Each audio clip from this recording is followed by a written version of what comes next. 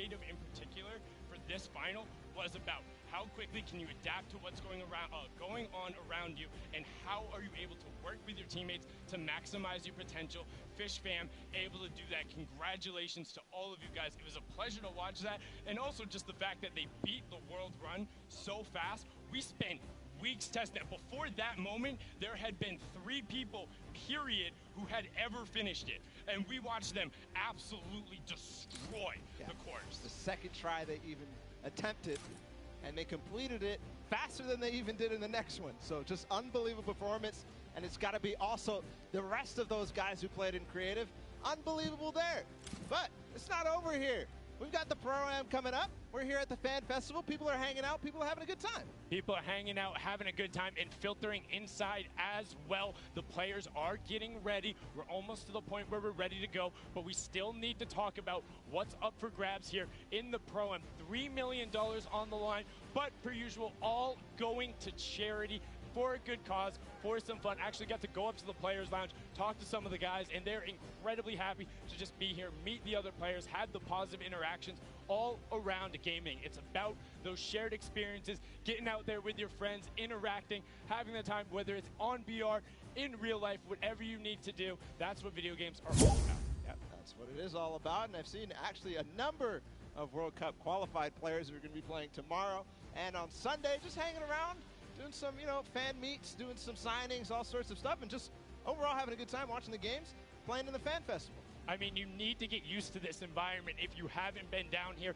if you have a ticket, come on down, come hang out, check those out, because there is so much going on, so many people to talk to. The players are around here.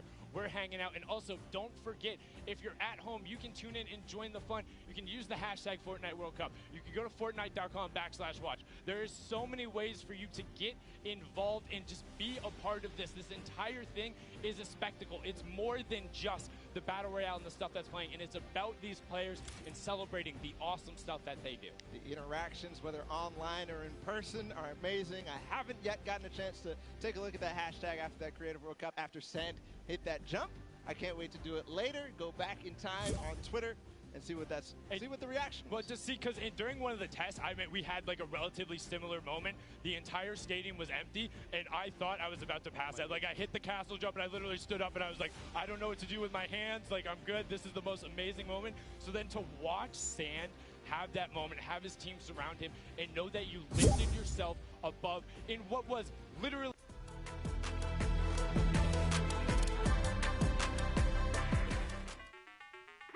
Sup, dude?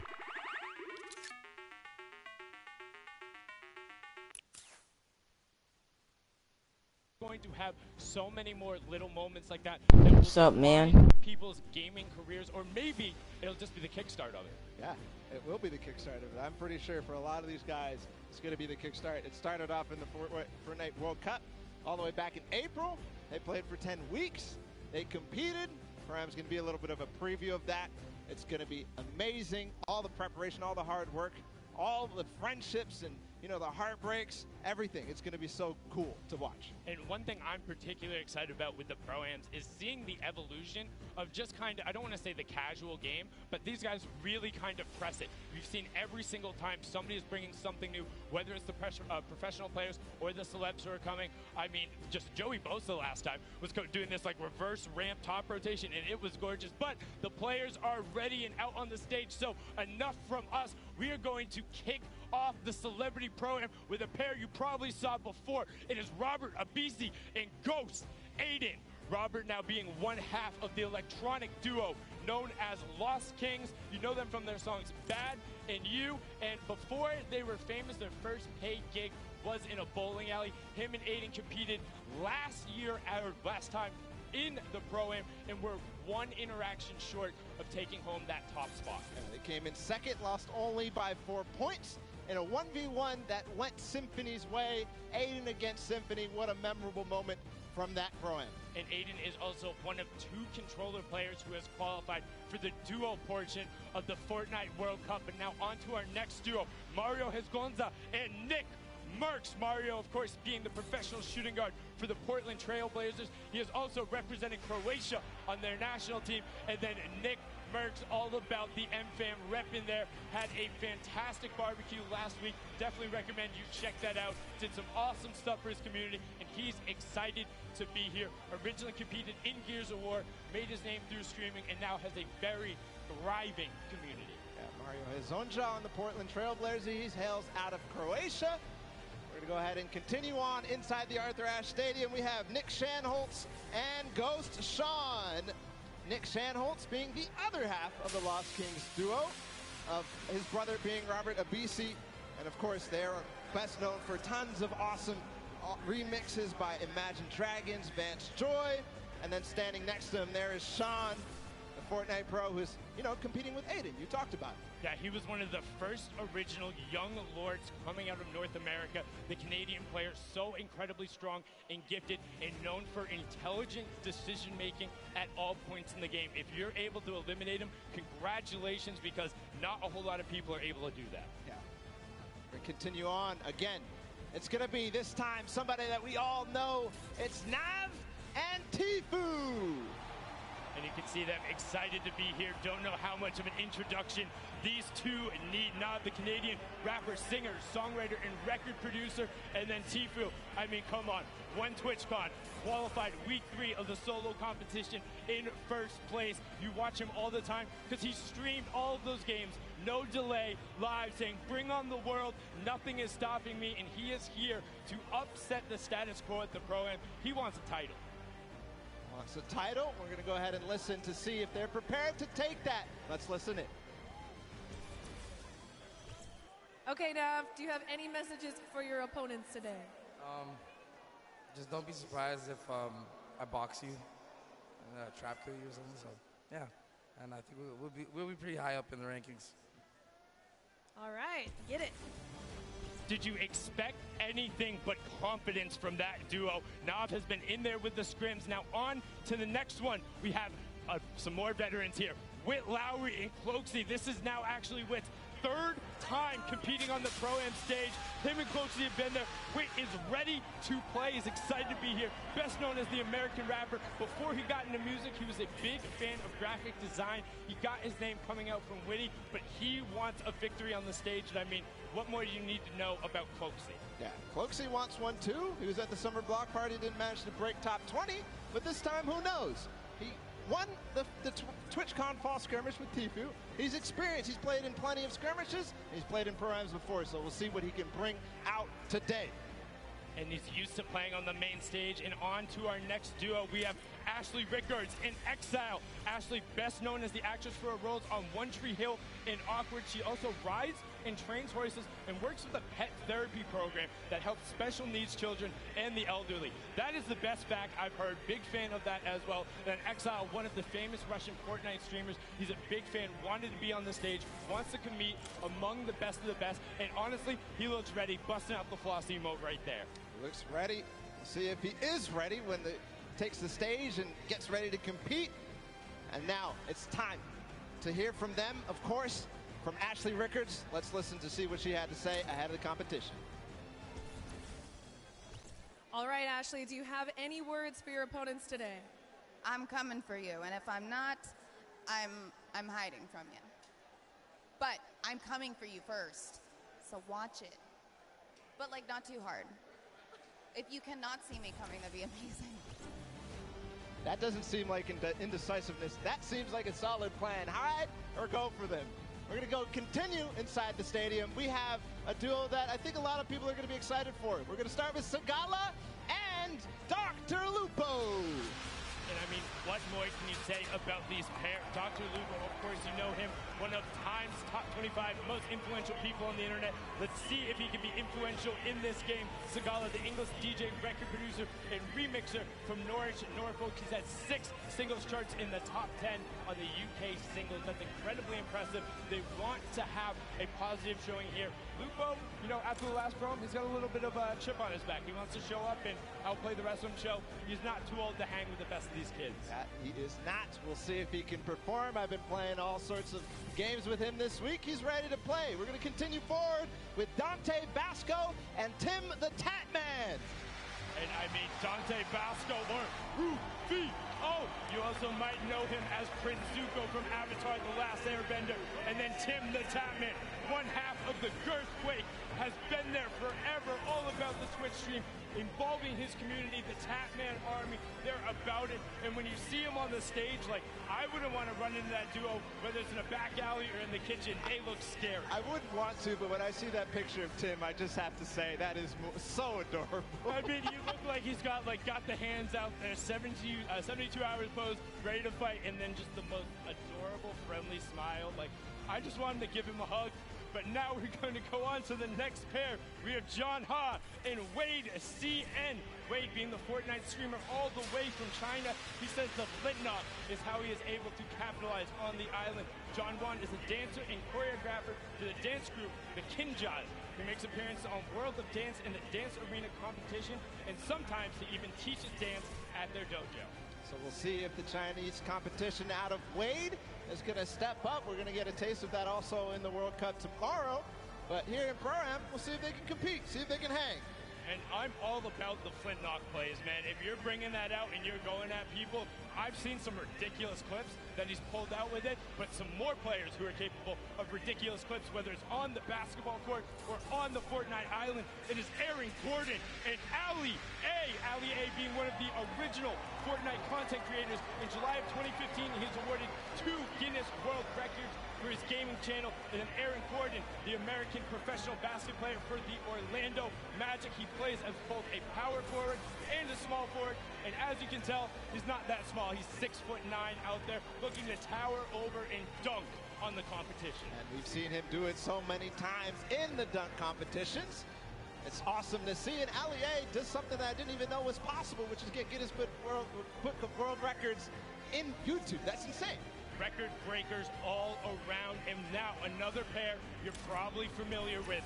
Chandler Riggs and One Shot Girl. You saw them at the Creative Showdown. That is the most adorable wave, and Chandler broke first, but Chandler Riggs, the actor and DJ, best known as Carl Grimes on The Walking Dead, and then One Shot Girl, the Fortnite YouTuber and streamer, previously had a PC world record for most Fortnite squad elims in one round when she was playing with some of her other competitors, Tfue, Cloaksy, and Nick A30. Let's have a listen in with what One Shot Girl said ahead of the competition. All right, Julie, do you have any messages for the other opponents? I do. I have the best teammate, Chandler Riggs. Our communication, our teamwork is on point, and we are coming for every single person in the lobby. So we will see you guys out there. You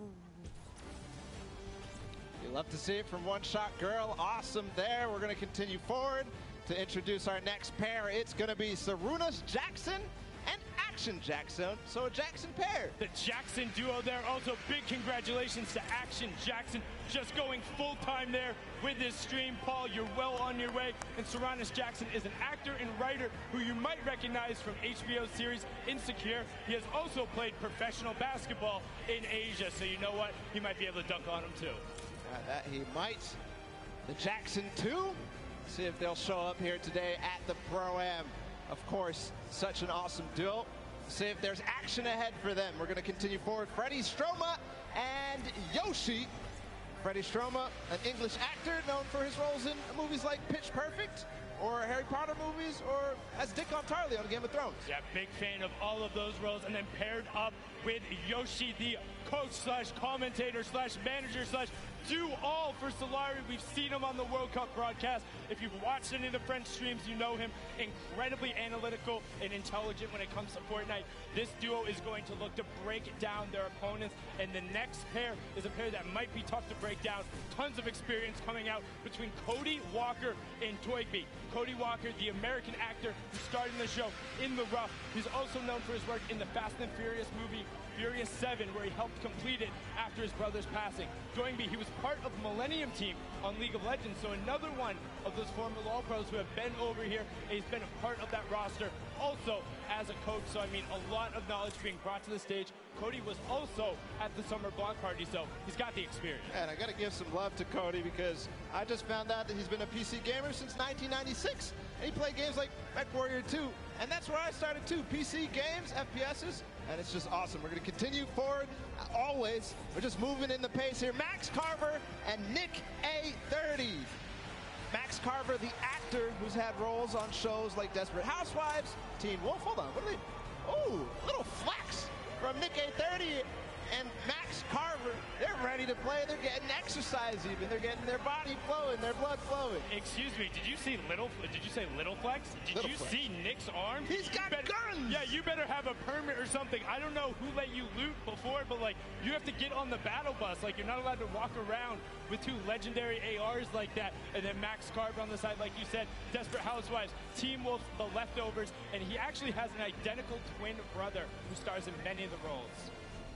But now on to the next pair, because we're excited to get them out there. It's Graham Rogers and I. Ferris. Graham is an actor known for his TV roles on Revolution, Ray Donovan, and Atypical. He's originally from Pennsylvania and moved to LA when he was 18 to pursue acting. Well, looks like it worked pretty well. And then I. Ferris was born and raised in Saudi Arabia, came all the way to New York City to compete, has been around the Fortnite scene from the very beginning, and one of their major streamers and content creators. We'll see if that T-pose from the both of them is going to be if it's going to hold up.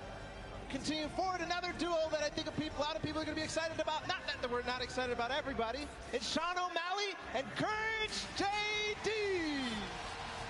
Wow, listen to that roar, the other half of the Girthquake, and Courage just got knocked out. Sean did compete in that first Pro-Am as well. He's there, he's on the stage. These 2 towering, wait, what's going on right now? Excuse me, who? No. Hey, why do you listen up. I know this is a very exciting time, but there's something very serious and near to my heart that I think we should take a listen to. Roll the tape. Hey everyone. As you know, streaming platforms like Twitch and YouTube have been around for ages. And very handsome, talented, good-looking gamers like myself need to take the necessary time to look after our old and brittle elders. One day, you get up out of your gaming chair and you're just not as quick. Or your jokes, well, they all turn to dad jokes. Hello, my name is Courage JD, and today I'm extremely excited to announce my brand new charity. It's a cause near and dear to my heart. It's for our good friend, Dr. Lupo, who gets older every single day. In the past 6 months, hand-eye coordination, eyesight, and his hearing has completely gone downhill. So please, join me in supporting the Geriatric Gamer Foundation so my friend, Dr. Lupo, can get the help he so desperately needs. Thank you. All right. Wow. Just, I mean, he doesn't look particularly happy about that, but he looks like he has something to say. He's going to type it on in there, and just going to fire it right back on Adam. Let's zoom on in, punch on that, and he says, what was that?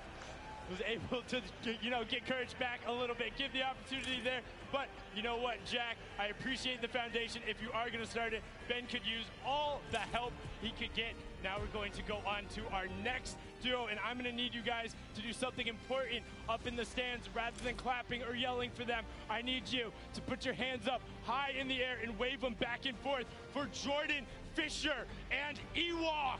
Make sure you get a nice and loud, give him that applause. Jordan Fisher, the American singer, dancer, actor, quite literally does everything. I'm not even sure he's human. And then Ewok, the 13-year-old Twitch streamer, is completely deaf, uses ASL to communicate both with her partner and then uses the visual indicators. She's best known, well, for chasing down that man right next to her in the Pro-Am and making him pay. Yeah, the most memorable moment from the Pro-Am at the summer block party when she chased down Jordan Fisher and Dr. Lupo, just unbelievable. And we did see a bit beforehand. They might be the actual best Fortnite duo ever.com.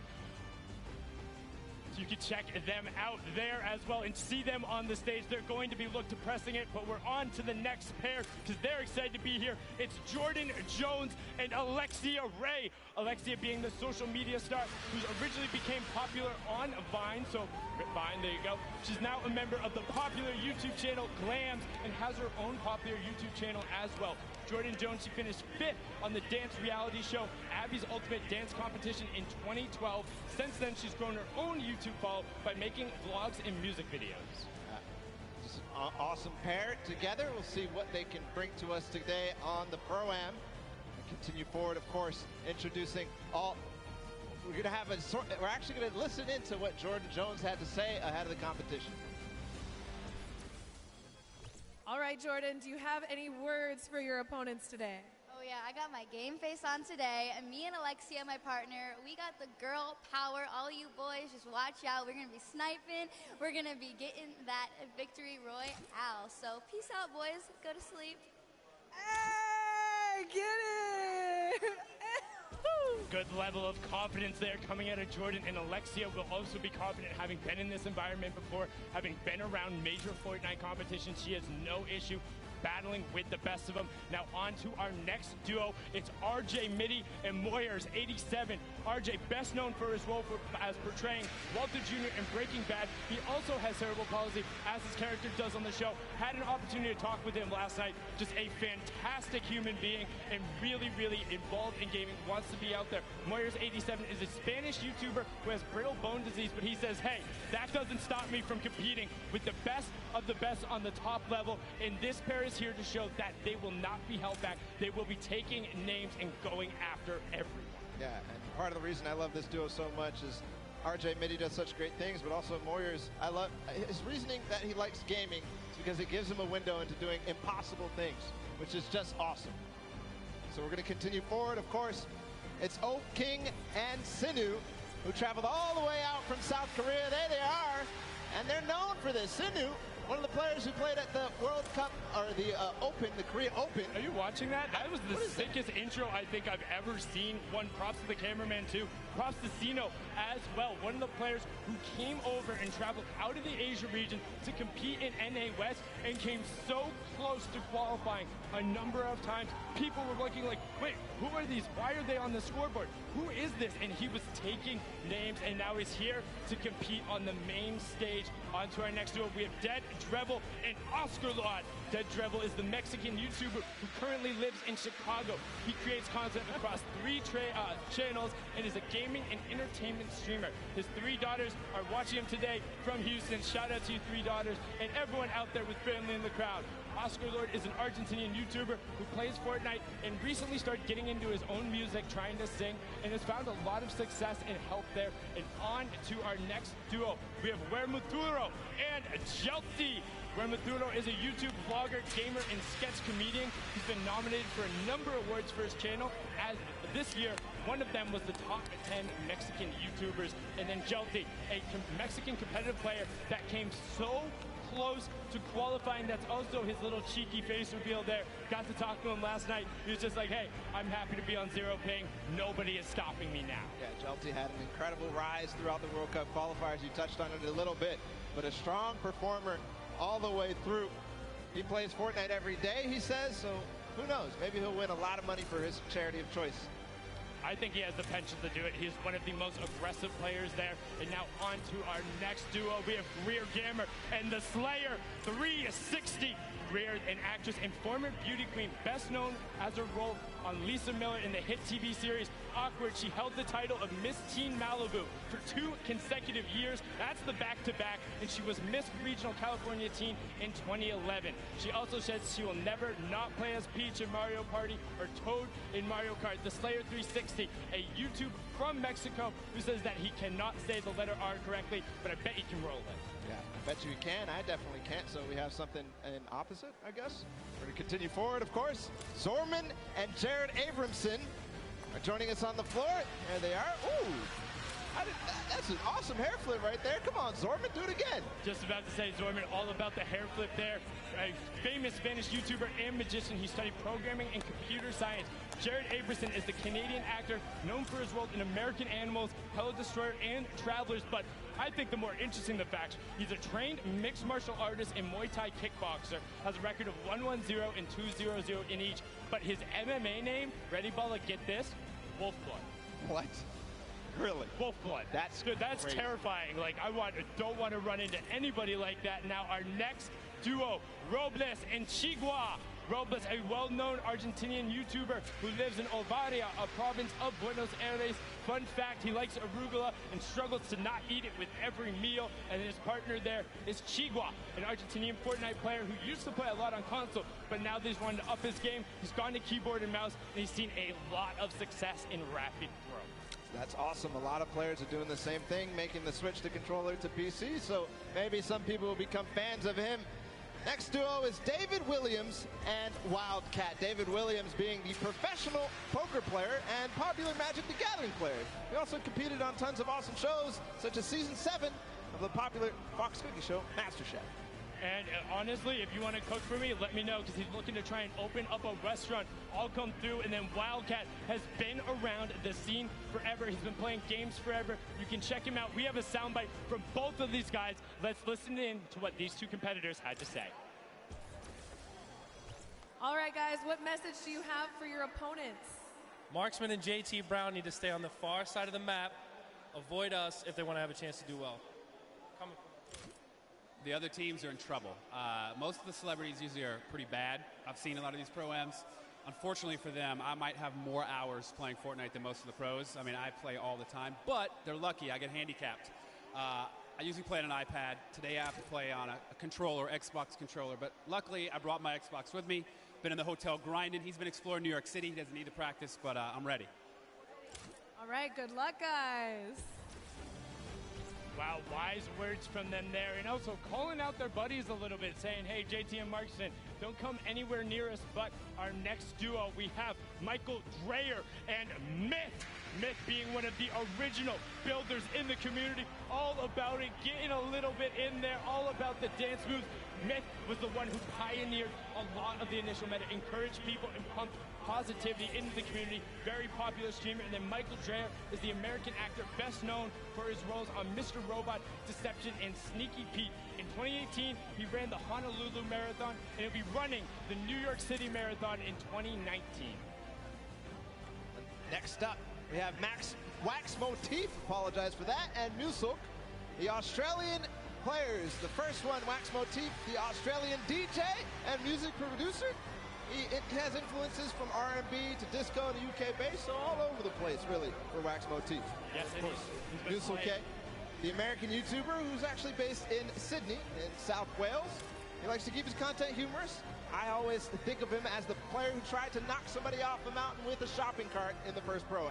He was not successful, just to let you know. But on to our next duo. Alexander is the Japanese-Peruvian actor and model who has so many names that are amazing, but the last of which is Diablo. And then you have Vodka, the Japanese YouTube personality, whose skill level, he says, is as good as some of the best pros around the world. He says sometimes he has a bad mouth, but a gentle heart. It's okay, we'll help you fix up that filter here with a family-friendly audience, but they look excited to be here. And look at those shades on Alexander. Yeah, those are stylish. I wonder if he can see inside, though. We're going to continue forward. The Japanese players. It's Ellie and Nekukun. Ellie, who joined us in the last Pro-Am, he's a Japanese dancer and performer for Japan's #1 boy band, Sandaime J Soul Brothers.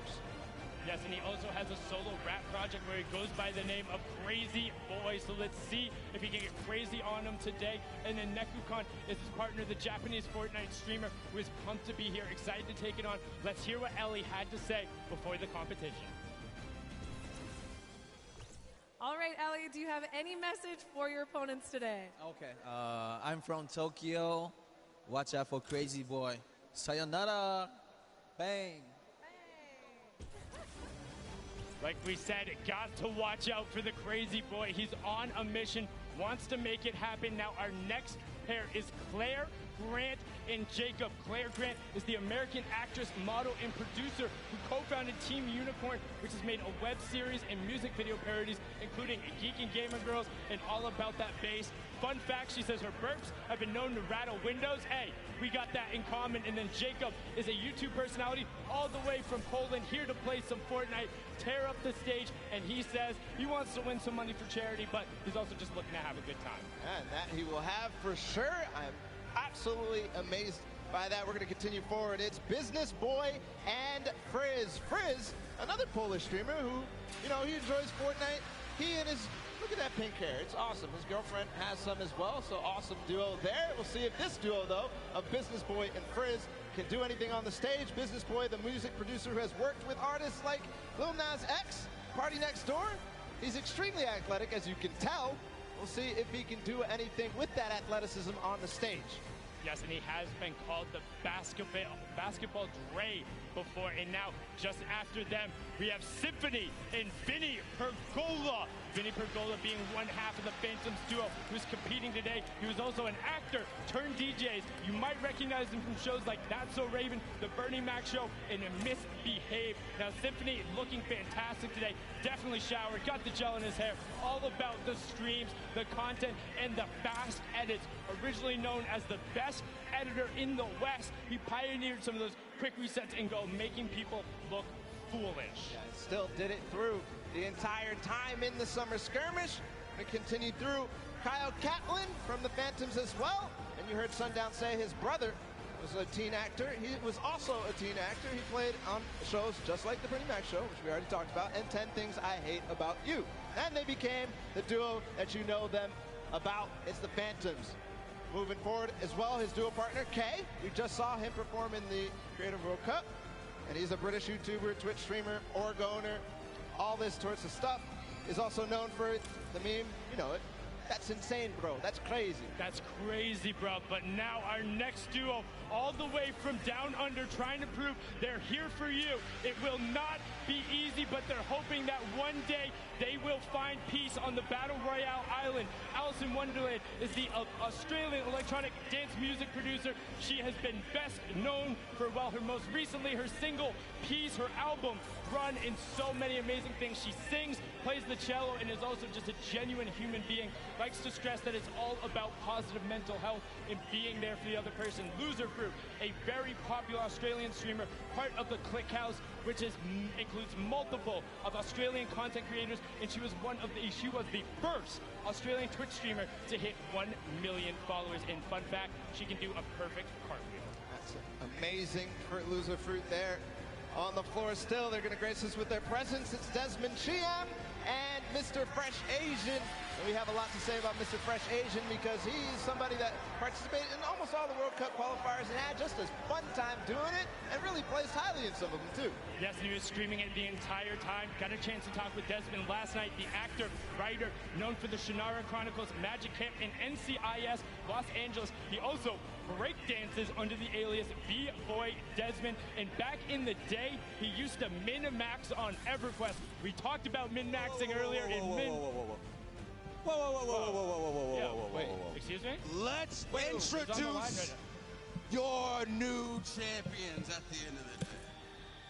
I am WWE superstar Xavier Woods. And I am YouTube sensation Chris Danker, a.k.a. Chris Danger, a.k.a. Dank Ops. I have a YouTube channel called Up, Up, Down, Down, and we're almost at 2 million subscribers, so I'd appreciate if everyone watching would subscribe right now. Thank you very much. And a long time ago, I was on America's Got Talent, and I didn't win, and I'm still salty about it. I am a 6-time and current reigning WWE World Tag Team Champion! And not even 3 hours ago, I bought this title at Walmart. Now, the teams that you're going to see here today all have one celebrity and one professional gamer. Oh, but not us, baby boy. No. What you're looking at is not one, but 2 celebrities. 2. And not one, but 2 professional gamers. 2. And that is the advantage that we are going to use in order to run wild through our competition. And at the end of the day, you are looking at the 2019 Fortnite World Cup Pro-Am Champions. Now hit our music. Oh, y'all ain't got music for us? No music? Oh, y'all got, okay. We don't need no music.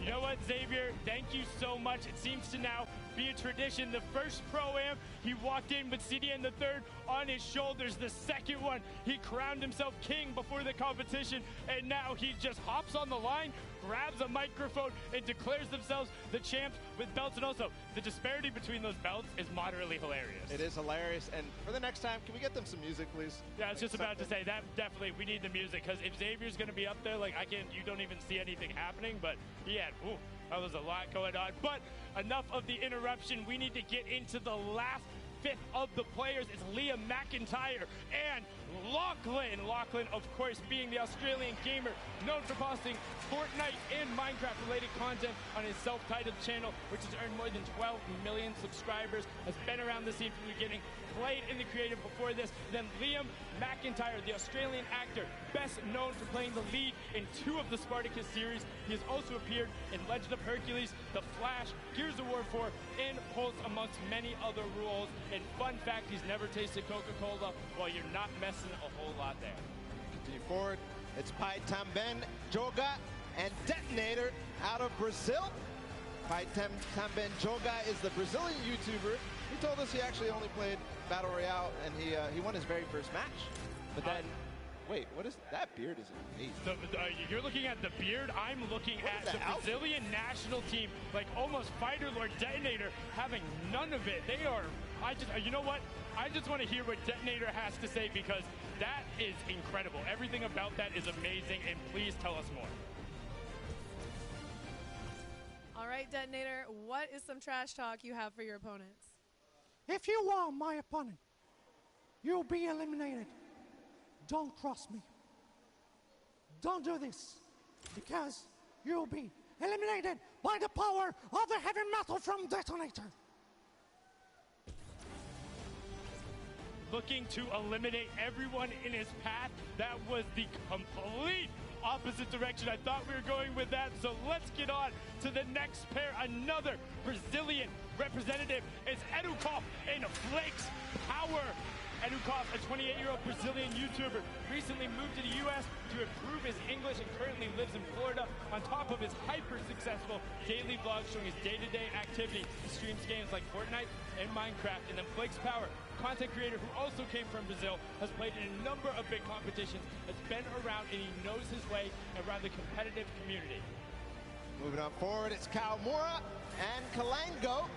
Kalango, the Brazilian YouTuber, so we're continuing on the Brazilians. And Fortnite player, obviously, otherwise he wouldn't be here. He's only been a pro Fortnite player for 4 months, but he says he's somebody to look out for. Yes, and then Kaomura is the businessman, podcaster, and musician who's been creating content for almost 10 years, and recently just did his own talk show. Just after them, we have PC Siqueira in 7. PC Siqueira is the Brazilian YouTuber, presenter, and comic book colorist. He makes a lot of content for the TV and online, and he has a famous chihuahua, and his name is Lunina. And now after that, you have 7, the Latin American YouTuber who looks pumped to be here. Unfortunately, I don't know if you're going to need that crutch, but his back hurts? Oh, okay, gotcha, it's an old joke. Dr. Lupo, maybe you got that. That was a little over my head, but you can see 7 looking to rep, excited to be here. I've seen they've been putting time in the practice room, so they're taking this seriously. And gracing us on the floor with their presence, it's Jeremy Ray Taylor and Sluggle Man. Jeremy Ray Taylor, the American actor, known for his role as Ben Hanscom in Stephen King's It, and as Sonny in the film Goosebumps 2. I absolutely loved him in it. Plays a fantastic character. Will be back as well. And then you have Slogo Man there, an English content creator who makes gaming videos and posts real-life videos such as challenges and QAs. As a kid, he hated slugs, so he made his name Slogo Man all about it. He calls his fans the Slugs, Slogo Army, and Sloganators. And he has a big interest in psychology and played rugby in college. And the guys that Wildcat warned to stay on the edge of the map, it's JT Brown, and I'm Marksman. I'm Marksman, one of the players who has been around the competitive scene, playing a number of skirmishes, but opting to, do some stuff at the Pro-Am here.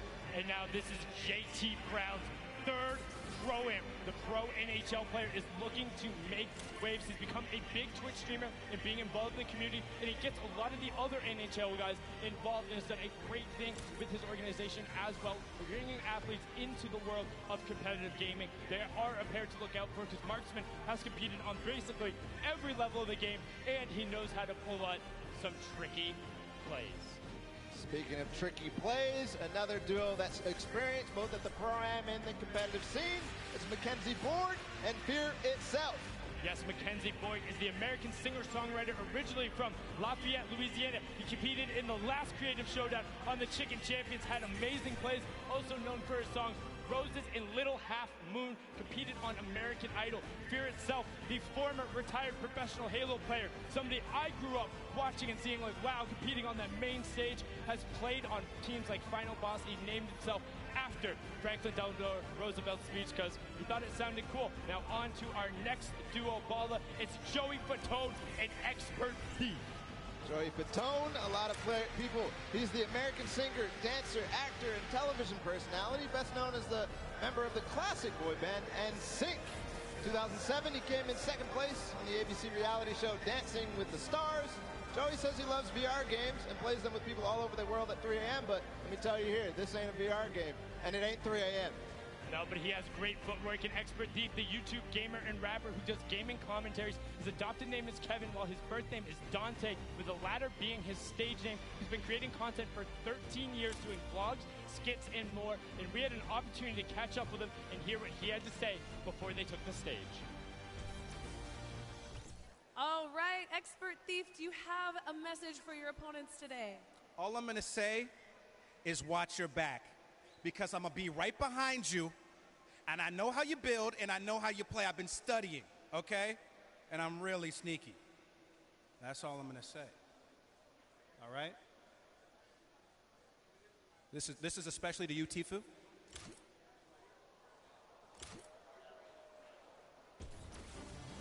What I find funny about that is as he's calling out Tifu, I don't know if you saw it, Tifu was right over his shoulder, and he started nodding when he said, "That's for you, Tifu." It's like Tifu's like, "Yeah, come get some, let's go." But onto one of our last duo pairings, we have Edwin Hodge and Fraps. Fraps is the German YouTuber who's been around the scene for a long time, makes a ton of content. And Edward Hodge, the actor, best known as playing Dante Bishop in the Purge film series, breaking the dance moves out right there, and is the only actor to appear in all of the first 3 films, and he says he is addicted to golfing. So we'll see what they have to do, and whether those golf skills translate, whether Fraps can carry through with his experience on YouTube and creating content and all sorts of creative stuff as well. And I mean, he has been around since quite literally the very beginning. We're talking season 1, season 2, making content over in Germany. He has been all about it and pressing forward. And I mean, this group, this entire pairings, all of them are so fun to be around in their own way. And when they all will interact on the island, it's going to be ridiculous. I mean, we've seen some of the starting island shenanigans that happened before, and I'm just pumped for when we get out there and to see how some of these players interact, because you can already tell there's some bad blood out there. There's some people calling each other out. You got Marksman and Wildcat right away. Edwin Hodge calling out Tifu. Like, they're saying, no, we're coming for it. I've also seen a number of these pairs. Hey, One Shot Girl and Chandler, they were in the practice room every single opportunity they got. They were down there. They were playing duos. They're doing everything they can. Call-outs were there. I mean, you know Nick is going to bring his all as well. Nick A30, who played and competed with One Shot Girl in the creative showdown. I mean, he's pumped to be here. Yeah, he's pumped to be there. We also have all sorts of players who competed last month at the Summer Block Party. Aiden, his partner, a lot of other people as well. Tons of pro players, tons of celebrities. You're going to have a blast watching this, and I can't wait to get in the action as well. And I mean, one thing, you think of just like some of the DJs who are out there. Lost Kings, Phantoms, Alice in Wonderland, Wax Motif, just like all of these guys. I know just naming some of them who I'm a little more familiar with and listen to, but I just am so excited. And plus all the actors, you got basketball players, and I don't want to say more importantly, but all of the Fortnite players as well who are so incredible. And oh my, what is that? Oh, okay, so that is your reigning Pro-Am Champions, Pro-Am number 1, Marshmello and Ninja, and then Airwalks and RO Grime on the other side, the winners from the summer block party. And I mean, they're allowed in the winner's circle. They are allowed in the winner's circle. Zeke there too. See what they have for us, of course. Everybody ready to get the Pro-Am started. They're ready to get it started, but not without these two marquee pairs. And just listen to the crowd. They're excited to be there. They're ready to play. These are people who are at the top of their game. Airwalks qualified for the World Cup. RL Crime is out there. Ninja and Marshmello, the original hop-off pair when they're able to take the first Pro-Am. Zeke, what do you got for us over on the stage with our reigning champions? Gentlemen, Fortnite fans around the world, we couldn't do this without our reigning Pro-Am champions. The Summer Block Party Pro-Am champions, Airwax and Grime. Gentlemen, any words to your competition? Good luck. Good luck. Your 2018 Pro-Am champions, Ninja and Marshmello. The duo is back together. Ninja, I'll come to you, because Mel, I know you don't like to talk, but any words for your competitors? We just want to say good luck to you guys as well, to everyone who's participating, and I hope we end up meeting in the finals, in the last games. There you have it. Gentlemen, if you'll take the stage, the Pro-Am is about to begin.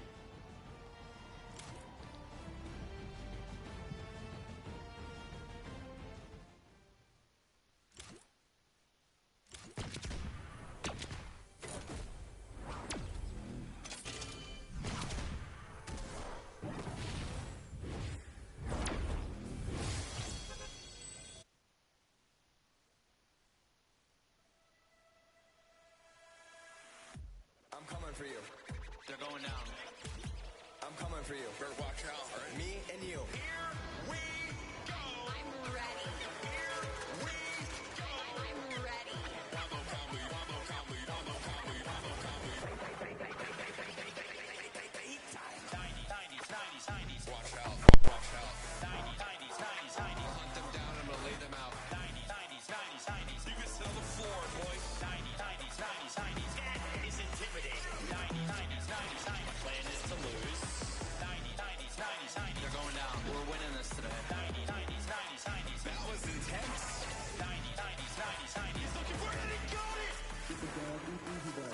Get the dab, easy dab. Get the dab, easy dab. Get the dab, easy dab. Get the dab, easy dab. Get the dab, easy dab. Get the dab, easy dab.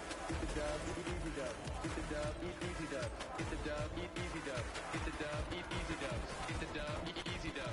Get the dab, easy dab. Easy dab. Get the dab, easy dab. Easy dab. Oh my God! Middle of the D1. He does it! He got it! Here it is! He's going for the yes! Oh! Airwalks! That's it! He's gonna land in front of him and typical gamer! That just happened! Pushing forward, forcing the activity. Oh! Damage over the shield. Funky's down to nothing! And Aiden! Victory Royale!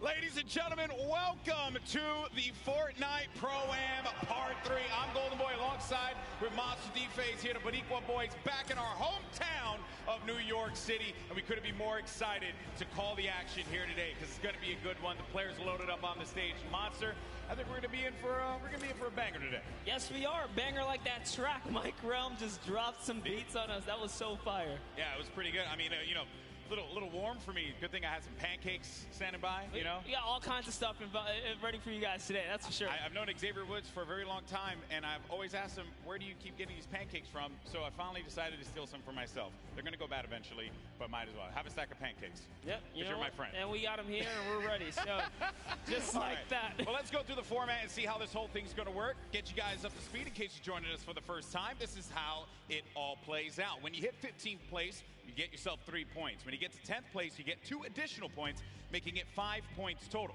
When you get to the top 5, you'll get 7 points there, and a victory royale will grant you 10 points total. But here's the big one. Each elimination will be 1 point. So players can look to really rack up some points in these games, kind of like what Airwax did in the last program at the Summer Block Party. That's right. We watched Airwax come out here, which I had the pleasure of being on the mic for, and it was super intense, showing that he is here for a reason at the World Cup stage. It's not only that, he qualified. That's right. He qualified. His talent is something that we all have to take note of. He certainly is going to be one of those players that we look at on that stage and you think is going to be a threat to each and every one of the duos that are going to be in that island. But you got some formidable threats out there as well. You know, the crowd, they cheer for Tfue, they cheer for Aiden, Cloaksy as well. There's some great players that are going to be out there.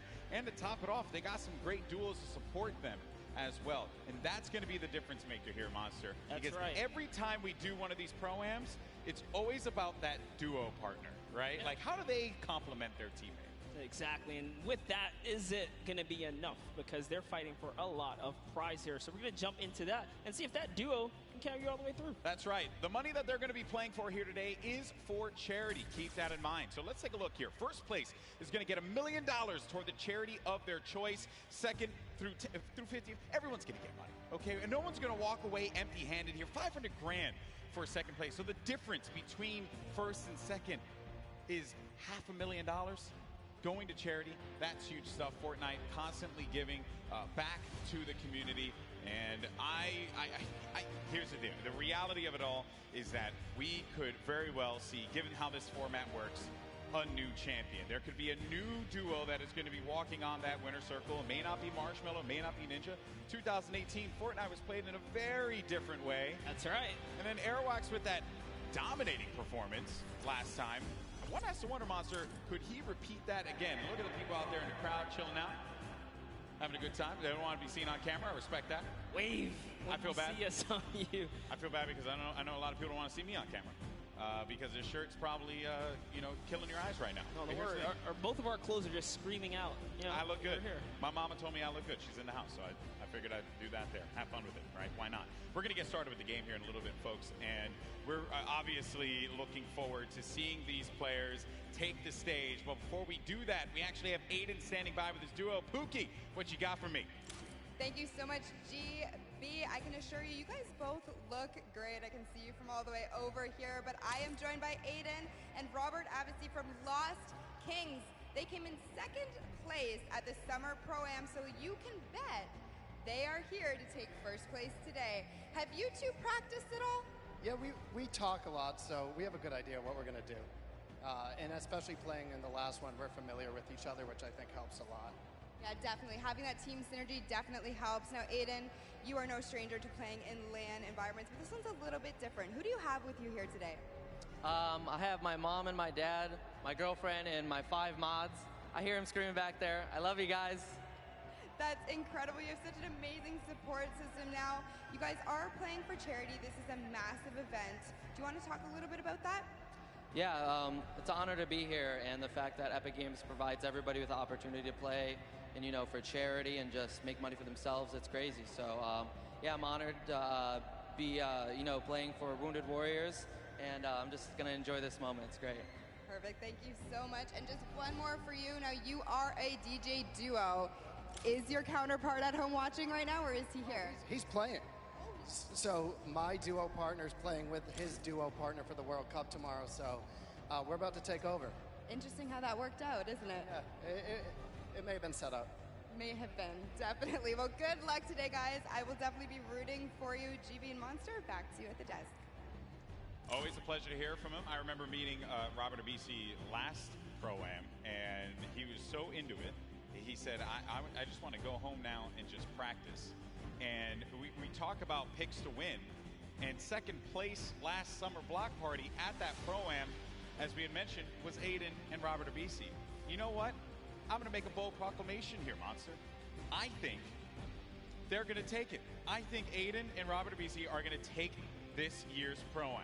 Well, I'm going to have to, stagger that and bring back, I don't know, maybe an old rivalry, because this time, we have Nick Merckx here. How about I put my money on Nick Merckx, and you put your money on Aiden if you want to do that? Okay, interesting stuff, interesting stuff. Well, one player here that everyone obviously wants to see succeed is Tfue. We actually had an opportunity to get some words from him. Let's check it out.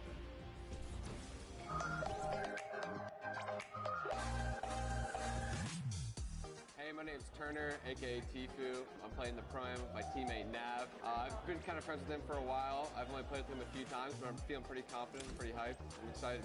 This is wait.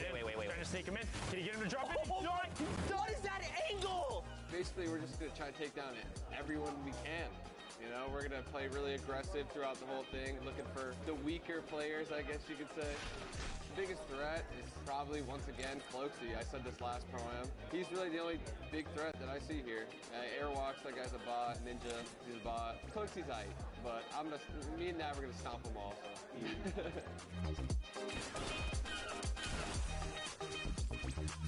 My current favorite weapon is probably the combat, just because it's so versatile. You can use it close range, medium range, even long range at some instances if you need to, pick somebody's health off little by little. I'm donating to the Action Sports Foundation. Basically what they do is they help special needs and handicapped people with, physical therapy, action sports, like whether it be skateboarding or riding, in a skate park on a wheelchair or anything really. My experience in New York so far has been pretty dope. I haven't really met too many people yet, but I'm excited to meet all the people coming from different countries, even people that just came up on the scene that are new that I've became friends with over the past few months. So pretty excited to meet all of them, have a good time. Other than that, I'm ready. Tfue had a lot of strong words for his opponents. And, calling Ninja and Airwalks a bot after they had won Pro-Ams and he hasn't. Some bold words there, Monster. You gotta love Tfue. Always ready to paint a story, create a rivalry, right? And then just make it interesting. I mean, look the way he's dressed. He's got his vest on. He's ready. Seems serious. He's clearly ready. And I know everyone here wants to get ready and into the games. And we also want to let you all know as well that there are going to be numerous ways for you to watch this very competition of Fortnite Pro-Am. All you got to do is go to Fortnite.com/watch. And there you can actually pick a variety of different POVs. You can see the map. You can see a bunch of cool things. Definitely check it out. Once again, go to Fortnite.com/watch. There we go. You can level up your viewing experience. And then you also have a lot going on here as well. So here are the feeds. This is what you're going to look at, right? So in feed 1 and feed 2, you'll get the first and second place players. But then feed 3, you're going to get Ninja and Marshmallow. And then on feed 4, you're going to get Airwalks and RL Grime. So this way, you can see our defending champions in their perspective and how they're going to coordinate. You also got Nick A30, Max Carver. Let's not forget about Courage and Sean O'Malley, Doigby, and Cody Walker. And then for the Latin American community, you're going to have Flakes Power and Anderson Silva. So lots of great perspectives there. Also Asia as well. It's going to be Ellie and his duo. So there's going to be a bunch of perspectives for you to check out. Fortnite.com/watch. Don't forget about that. And have some fun. Have some fun watching this event. It's going to be a good time. By the way, I love, because if you're a fan of any of those guys, you can literally see their points of interest, which is super dope. Yeah, exactly. You can learn from some of the best that play this game, especially the Fortnite content creators, see where they go. A lot of the players now are going to be on the island, loading up, getting ready to go. I'm pumped, man. I'm pumped. I want to get into this already, and I know we're going to get there eventually. But, a little anxious, of course. And I have to wonder, what other duos are going to be standing out? Because Tfue had mentioned Cloaksy, him and Whit Lowry. They have the potential to be able to upset some people here, but he didn't really do it at the last Pro-Am. Cloaksy was kind of quiet at that event. I want to see him turn up, especially here in New York City, because he lives like right here. Yeah, and I'm also excited for Yoshi. Yoshi represents, on the Team Solari cast. It's a pleasure seeing him come out here. We always see him commentate, But you know what? Someone representing from a commentator stance out here playing. So I'm going to be rooting for Yoshi and Freddie Estroma as well. And the French community loves him. Always got to give him some extra props. You saw for a second there, Courage and Dr. Lupo right next to one another. So perhaps there could be some shenanigans, maybe sabotage, if you will. I think Lupo's probably insulting Jack in a variety of different ways. They actually even slammed Tim the Tatman over to the left of Lupo as well. So that's an interesting lineup right there. You can never keep them separate from one another. Nope. You know, you can never keep them separate. We're also going to have a lot of controller players playing out there too.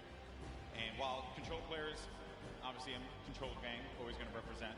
I want to see how they play out. I think we got a few pro controller players like Aiden, who I had picked before. That's right. Get into a box, who really cause a ruckus, especially for the pro players.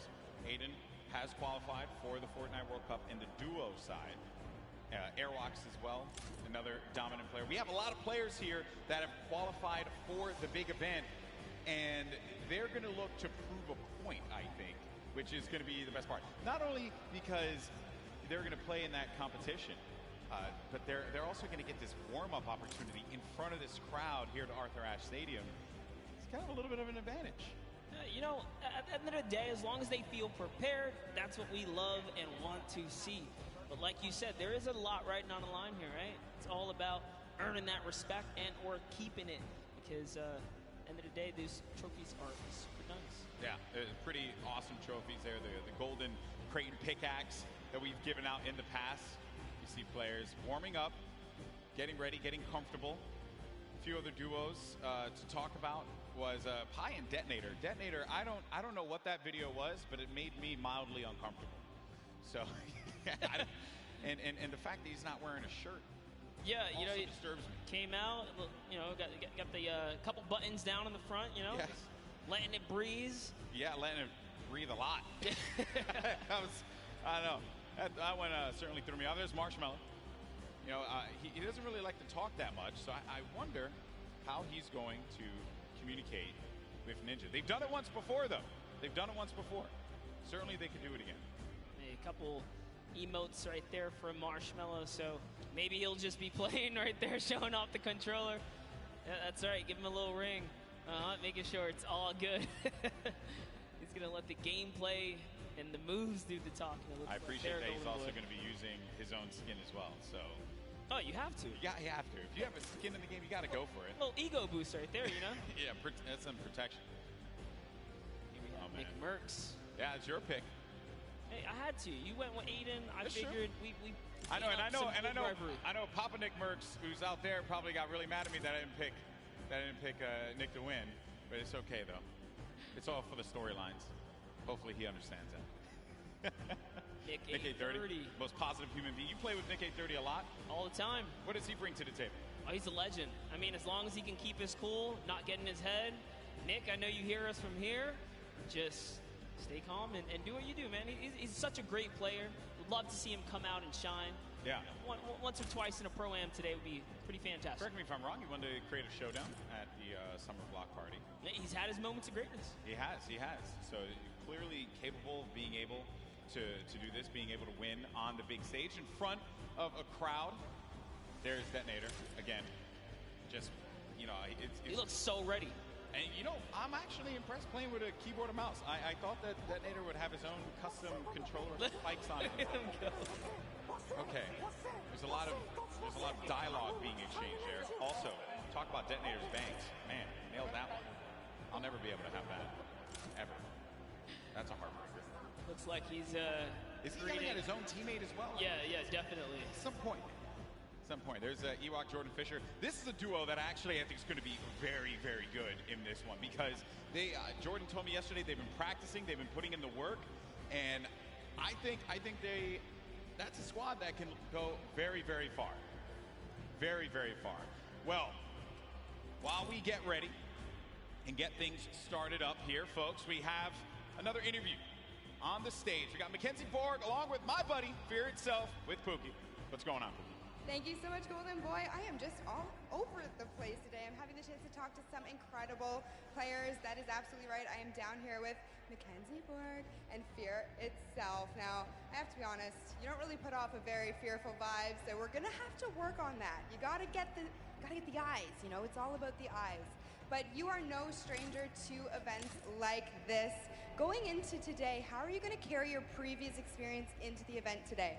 It is true, I'm a little bit of an old man, a veteran in the game. I mean, I was doing this 15 years ago in much smaller stadiums. But it's all the same. Having like in-person LAN experience is very key in this atmosphere. So I'm just gonna like channel that inner professional gamer from when I was a young buck back in the day, and hopefully it shows, you know.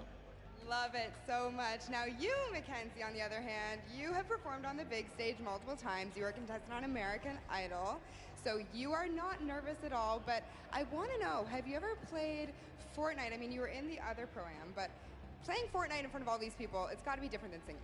Yeah, it's much different. I feel like singing in front of a lot of people, I'm comfortable. It's what I'm, with a guitar, I'm like super chill, but here it's like, just don't want to let fear down, and we're trying to do well. Well, we have a few musical emotes, so if anything gets a little bit too crazy for you at any moment in time, maybe you could play those for him and calm him down a little bit.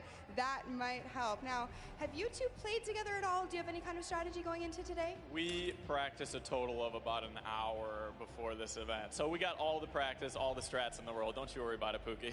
Oh, and you just, I guess, don't want to tell me about it, right? Oh, yeah, top secret stuff. Oh my goodness. All right, I might be able to get a little bit out of you later. But in terms of, you know, taking your experience from the previous Pro-Am that you just played in the summer, what are you going to do the same, differently? Anything you're going to want to tell me about? I think I'm more prepared now for the chaos and the hecticness between like the crowd, the subwoofers in the stage, and just the overall volume. It's not like sitting on my couch at home playing Fortnite. It's a completely different experience. It's definitely different. I mean, if you want to put your feet up at one point, we can get you some Cheetos or something. It'll be great. I'm trying to get into the more serious mode right now. I'm flipping the switch. Fear's got the switch too. We're switching it. My goodness. Well, you guys heard it here first. These guys are locked in. So I'm going to let them get a little bit more practice. Golden Boy and Monster, back to you guys at the desk.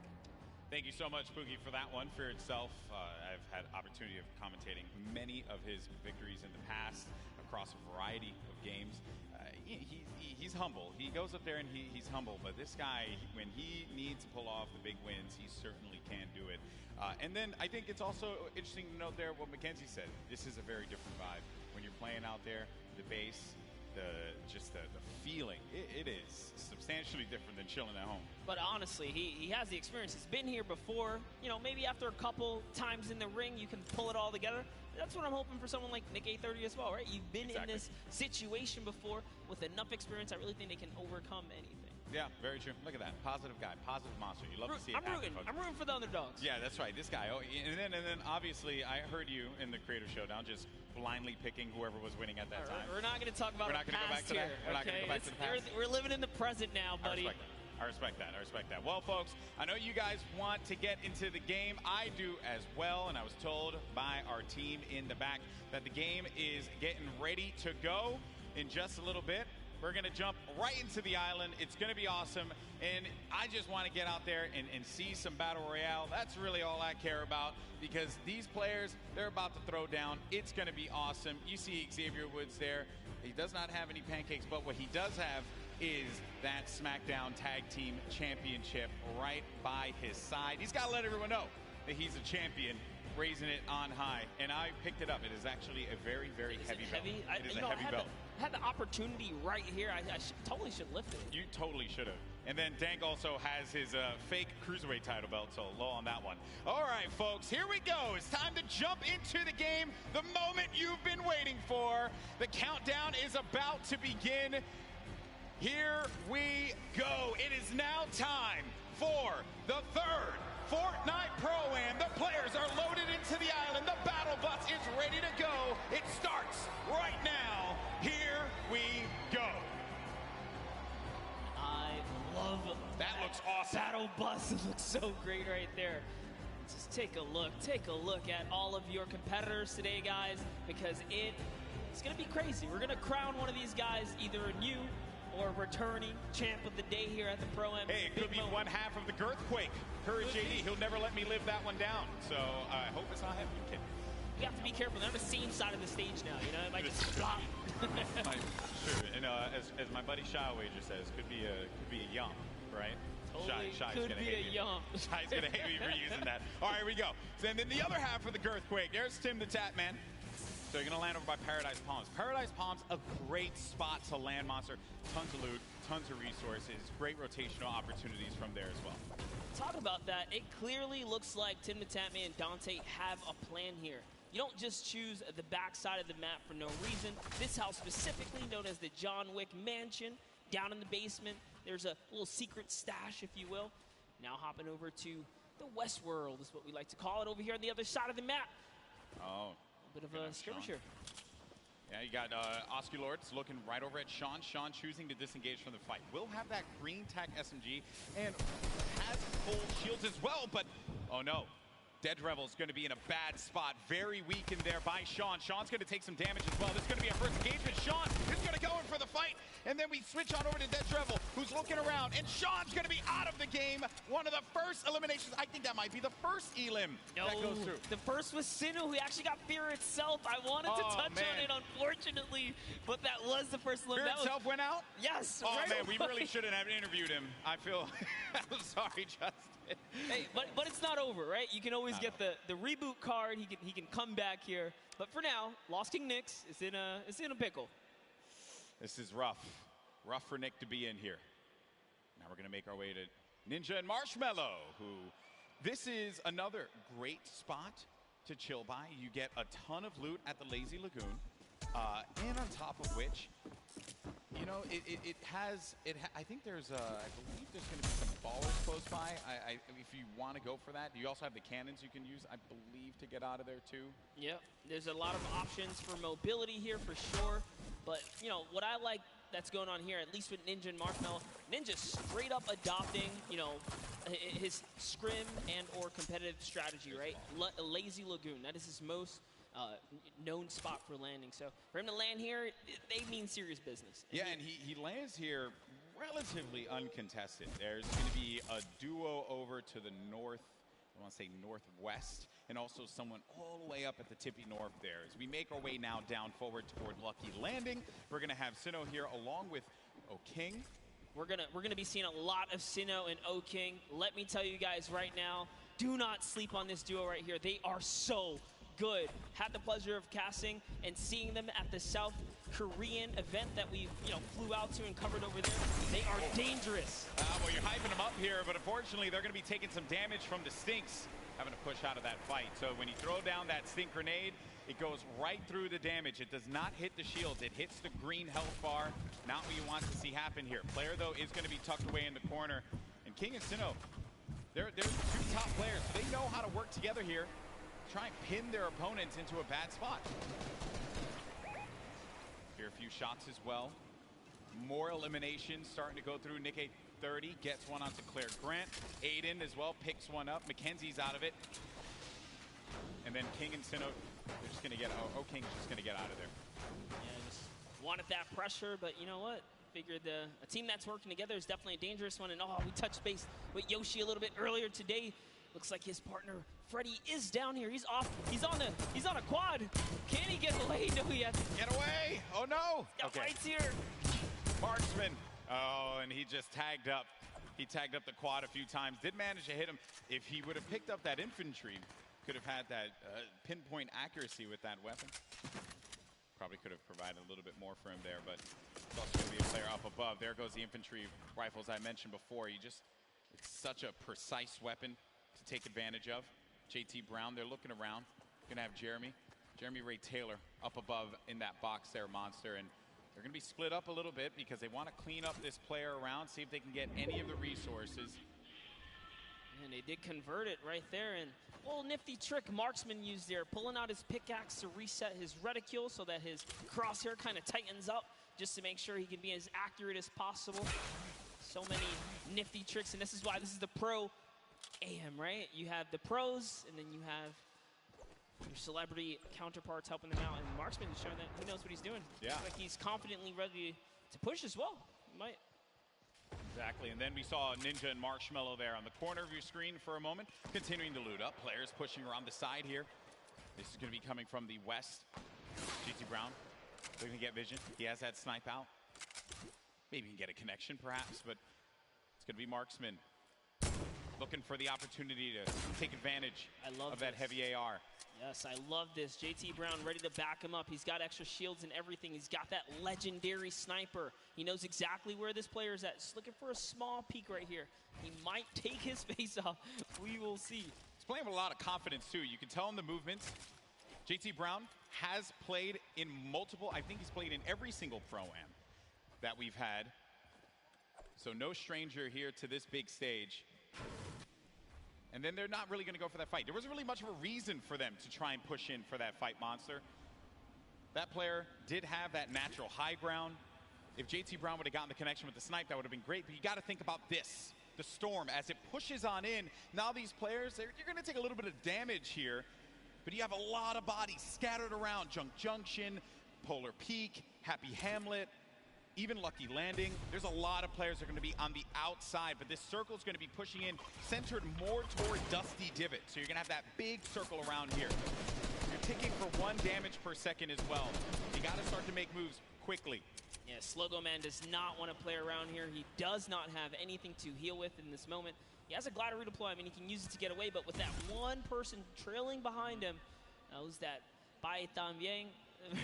You did better. I didn't even try to. Hey, it's a little bit of Spanish right there, but hopping over to Ewok and Jordan Fisher. You got the accent. You got the capability. I respect it. I can pull it. I know you can. All right. So Ewok and Jordan Fisher. This duo at the summer block party.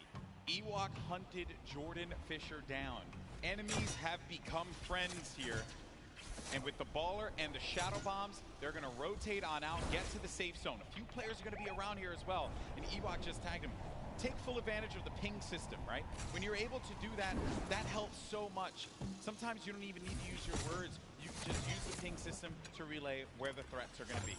Exactly, and that's what Ewok used as their primary form of communication here. She's going to lay down some fire. Didn't quite connect, but it's all good. Can she get a couple more shots? If they catch an advantage, we saw what she did last time to Jordan Fisher in the previous 2019 Pro-Am, right? The last one that just passed by where she made her debut. She pushed all the way across the field. She shows. Ewok gets very aggressive. She will get down. Living up to that Ewok name. You know, Ewoks will just go and bite your ankles. So that's what Ewok did in that last Pro-Am. But now we're going over to Neo Tilted. One shot girl Chandler Riggs. We're going to see Kyle K and Kyle Kaplan up above. And there's K. Crowd popped for him when he had come out. Kyle Kaplan as well. I like how Kaplan's got his Marshmello fit on as well. Not trying to throw us off at all. You know, honestly, that's like, I wouldn't use this, right? If you wear this fit, you're tempting other people to be like, dude, that's Marshmello, isn't it? Right? And then they just want to push. You're not wrong there, buddy. I'd love to catch a highlight, right? Yeah, it's like, dude, I'll push him right now. Exactly. Right? You're not wrong there. I mean, that certainly can be a thing that players see and they're like, wait a minute, maybe? But if a lot of people who have studied Ninja's gameplay know that he is going to go over to that Lazy Lagoon area. But we make our way now to the lava areas near Pressure Plant. This is where Marshmello and Ninja are, and there hasn't been a lot of activity right now, right? It's been a little bit of a slower game, but that's what I like to see, right? You and I, we've been casting endgame after endgame after endgame in the Fortnite World Cup online qualifier, so it's nice to see some strategy, some rotations go into place here, and players really being methodical where they're going to push at what point in time. And Ninja, he's getting ambitious with these shots, managing to connect that infantry rifle, the purple infantry rifle, so good. Yeah, Ninja actually one of the advocates for playing with weapons that are not necessarily popular or cool at the moment, tends to play with things that are different. So before the infantry kind of, rose in popularity after the changes, he was already running it, deeming it one of his favorite weapons to kind of play with. He's always been like that in any game that he plays. I remember many times casting him, whether it be Halo or any other title. He always goes for the road less traveled and does a lot of damage there with that infantry rifle. Look at these players as they fly about through the jet streams. Myth on the other side as well. With his duo there. It's got to be. Oh no, Tim the Tapman. No, Tim, no, Tim. And he landed extra quickly. He got picked off from the sky. I don't want to say it, but he was literally swatted like a fly right there. Oh, that was too easy. Taken right out. Tim the Tatman goes down. There's no friendships here in the Pro-Am, people. Ninja makes Tim the Tatman pay. It was a wide target, and he's going to hit Coach. All right, so there he has his ball. He's going to get a bunch of extra goodies. And oh no, Ninja's ball actually flew off into the steam vent, and it's gone. Yeah, I think he ended up going with it. Hopefully he did. Yeah, so he ends up getting the ball right on back. Just looking around. So he doesn't know, obviously, that there's going to be a duo right next to him. A lot of players are starting to convene here by pressure plant. This is where the circle's going to start to collide. And then keep in mind, this lava. When you get to those final circles and you have to go over that lava, it can be your worst enemy or even your best friend, because you can traverse the lava very quickly, but sometimes it can throw you off. And for more unexperienced players, or inexperienced players, apologies, that could certainly throw them for a loop. Yeah, it can definitely end up also just like splitting up a team, right? And then causing some chaos that way. But man, the fact that Ninja's able to just openly hold this area right outside the mega ball. Wrecking people with this. Yeah, look, there's another player right out the sky right there. David Williams goes down. Time to go collect. Time to go collect. Go get that expensive NYC rent right there, Ninja. Go pick it up, because he's collected right here. Oh man, he's been just swatting these players out of the sky. Tifu's going to be in a fight right now, though.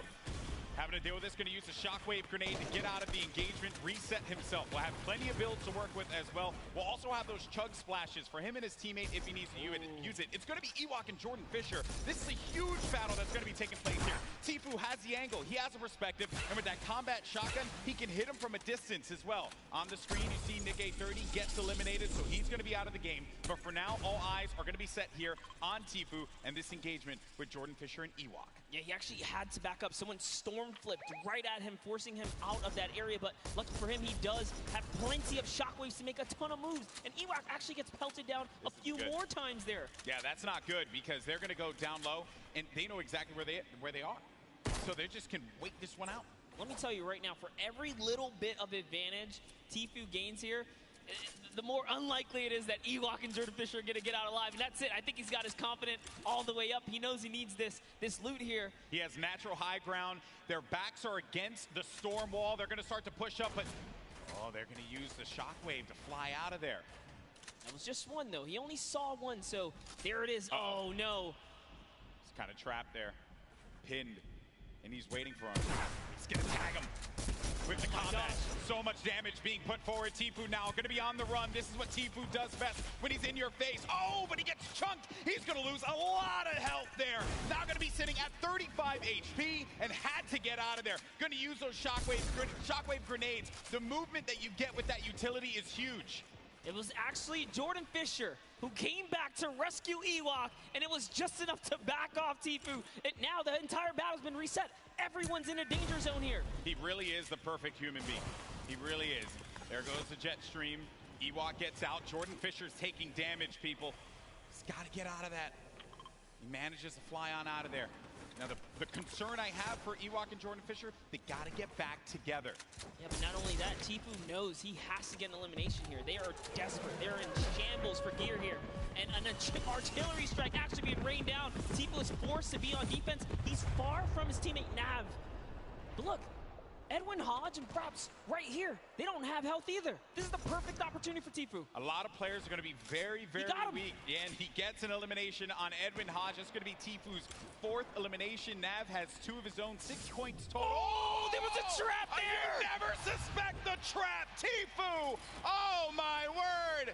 He is disgusted with what he just saw. Nav should be able to get him, though, and they'll get back into this. He does have launch pads, so they can use that to get back into a safe position, but they don't have heals, Monster. Yes, he does. He actually has 2 campfires in his inventory. Oh, well, he doesn't have shields. Yeah, but he has to get to zone ASAP. Airwalks, a previous reigning champ so far, and RL Grime are going to push someone off here. And oh boy, this is the Pro-Am. It's starting to heat up here. That is going to get clipped so many times. Absolutely. Tifu hitting the trap. Never expected. Imagine catching a nice little 2-piece and then walking into a trap. That was perfect. There goes your summer block party winners, Airwalks and RL Grime, sitting on top of their I say hodgepodge constructed tower here. Then Tfue right next to Allier. Boy, does he have a video for you. Tfue has not popped these double campfires. Oh, actually just keeping it going. That shot from Tfue, clinical. Combat shotty, that thing's gonna tag you from what sometimes it feels like a mile away. This player's gonna be behind this tree here, and Tfue sees it. Tfue, easy pickings for the veteran. The tree goes down, no more protection for him, but the shadow bomb is gonna be used. You see that player flipping away on out of there, doing all the flippy stuff. Actually love it as well. He sent Nav in because Nav had the materials and the health advantage there to kind of lead the way, but now they're both in a desperate situation. Tfue forced to just get to farming here. He's going to try and get what he can off the bunker. Ninja still in the same spot just outside the volcano vents. No reason for him to leave when he's hitting the shots the way that he has been with the infantry rifle. Your 2018 Fortnite Pro-Am champion. Marshmello going in for the shot there. Player's going to be picked off from this guy. That's going to be Sinnoh, who gets Moose-Celled. Oh, man, that's rough. Sinnoh makes it to endgame with O-King. Like I said, they're going to be a troublesome duo. There's still tons of excellent players left in the game here. See Whit Lowry down below. He's close nearby. Uh-oh, Ninja's actually super hurt now. I think he just received a snipe. Yeah, so Ninja's going to be in a rough spot, but we actually did catch one of his other shots earlier on. That was going to be on Michael Dreyer. That was Elim number 4. Now, though, Ninja getting back to a fighting position, but he's going to get hit again. This is rough for Ninja. Doesn't have a campfire. Saw Myth there. Saw Nick Merckx. A lot of good players. Competitive players nearby, that's right. Cloak is still going to be in this match. Marksman still in the game as well. Airwalks, as we had mentioned earlier, Wildcat there. Everyone gathered together here, right in between Dusty Divot and Mega Mall. Nick Merckx only with 1 elimination. When you get down to 15th place, that's when the placement points start to go through. There you see it right there, the format, how it works. Every elimination that these duos get is going to earn them 1 point, but when we hit 15th place, that's when you're going to start getting those placement points. And look right there, Myth just ended Ninja up above in a battle, and Marshmello's off to fend for himself as he impulsed out of the battle. And it looks like has to make a big decision here. Yep, he says, you know what, I'm going to get to zone, and it's time to leave Ninja's card behind. There's nothing he can do but play for placement at this point, so he goes straight for the high ground. Marshmello does manage to get up top there, and some great quick building is going to keep him safe for the time being. He can't get his card, and bear in mind, I mean, look at the circle. We're hitting into that half in, half out circle. Movement's going to start to happen here. Players are going to have to start thinking about those pushes, the rotations, and also who is going to be gatekeeping, preventing these solo players, perhaps, from getting in. Here's Sinnoh, 6 eliminations. That is a ton of elimination. Elims matter for points, guys, just as much as placement does. For every single person that gets taken out here, Sinnoh is 1 step closer to grabbing a nice lead. There's a great shot there. Someone's pushing up. Oh, it's his teammate. Okay, we'll disengage right there. All right, time to refocus. Oh, he's looking in the distance here. He sees Cody Walker, Yoshi, a Dukov right there. Yoshi pops something. Looks like he had an impulse. He gets to the zone there. Cody Walker also goes down to Sinnoh. Edukov gets knocked as well. Who's that? It's going to be another. Sinnoh's placement is so good here. Mr. Fresh Asian. That's 8 eliminations for Sinnoh.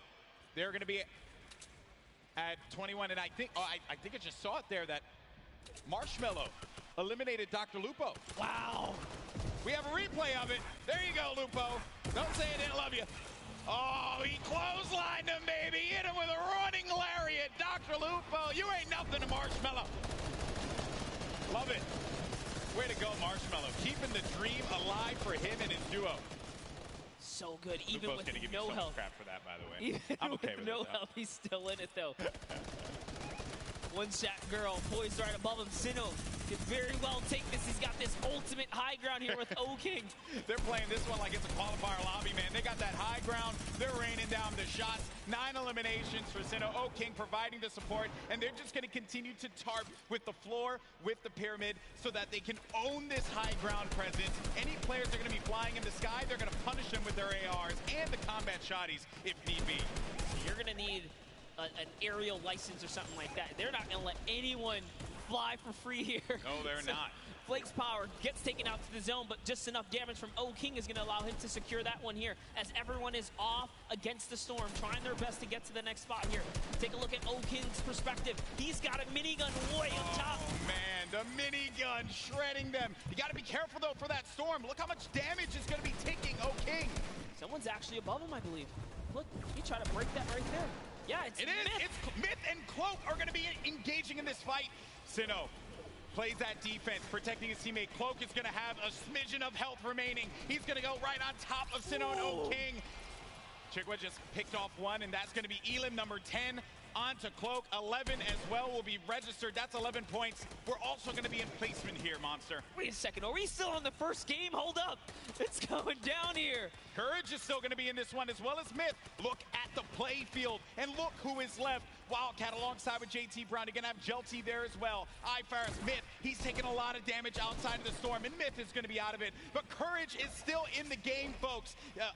A possibility for him to get this first game win, but I don't know if Sinnoh and O-King are going to let him have it. No, they're not. Not for free, at least here, as Sinnoh's landing more shots on his opponents here. He is running low on materials this time around, though.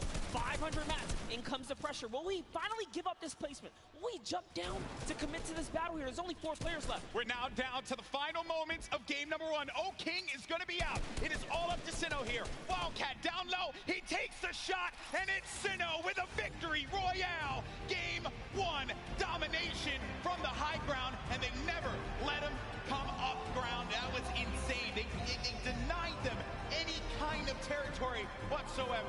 This is why I love Fortnite right there. When you know your players, you can just smell them from a mile away. They're gonna do great things. We saw them way on the southeastern part of the map, the place that we like to call the West, right? They were there, they landed there, they took out Fear itself, and in a crazy turn of events, they slapped the entire lobby all the way through to that. Here's the final moments. You know, I've had the pleasure of commentating a lot of esports in my career, and I always say, watch out for the South Korean players because they're so good. And Sinnoh showing us why here in New York City, the first win. What a game that was. It was a little slow. It was a little slow, I have to say. Then it ramped up like a good book. That's the best part about getting full game lobbies. This is what we tune in for, right? You get the entire story. You get to paint the entire picture. And just like that, like the fact that we know where he started, he took out Fear itself. Like, we were just talking to Fear itself. We know he's a respected, competitive player. He has that land cool, right? Exactly. It still wasn't enough. Exactly. And this is going to put Sinnoh on everyone's radar as well. But that was a pretty tough end game there. A lot of great players still left in it.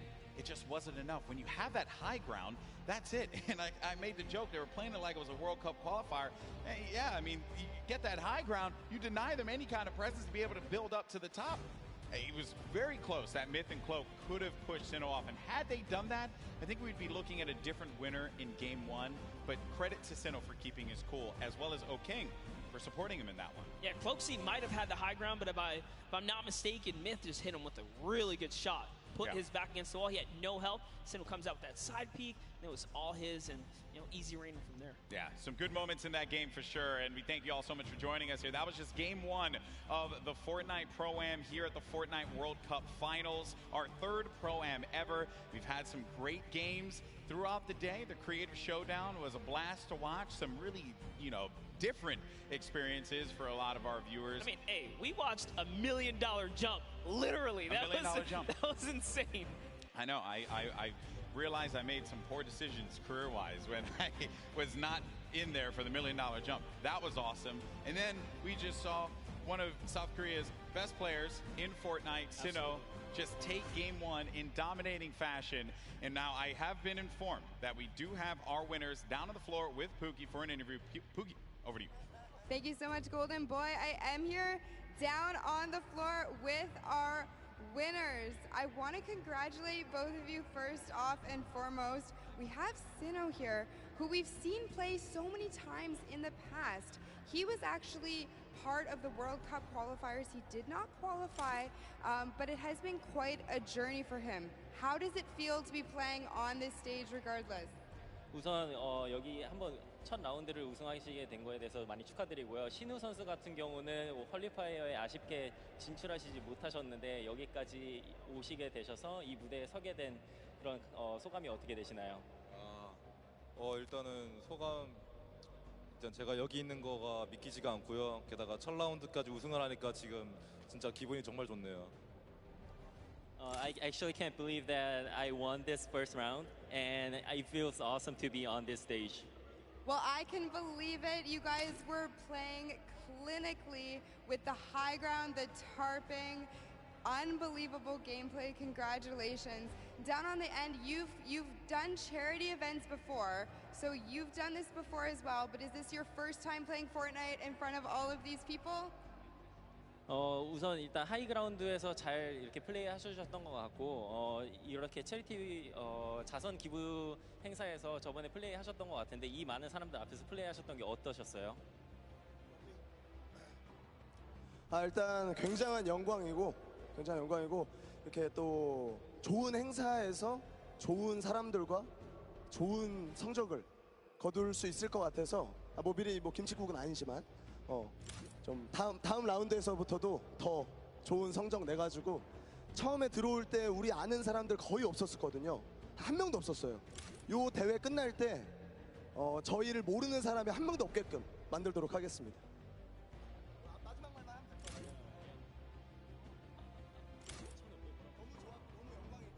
It was such an honor to be participating in this tournament, and there are a lot of good players and good purpose of this charity tournament. And after this is done, before the tournament began, nobody actually know us, the duo. But after this tournament, I hope that everyone here knows who we are. Perfect. Thank you guys so much. Congratulations again to both of you. I hope to see you win a few more games. But what we're going to do now is we're going to throw it over to Sundown, who's going to break down some of the gameplay. Sundown?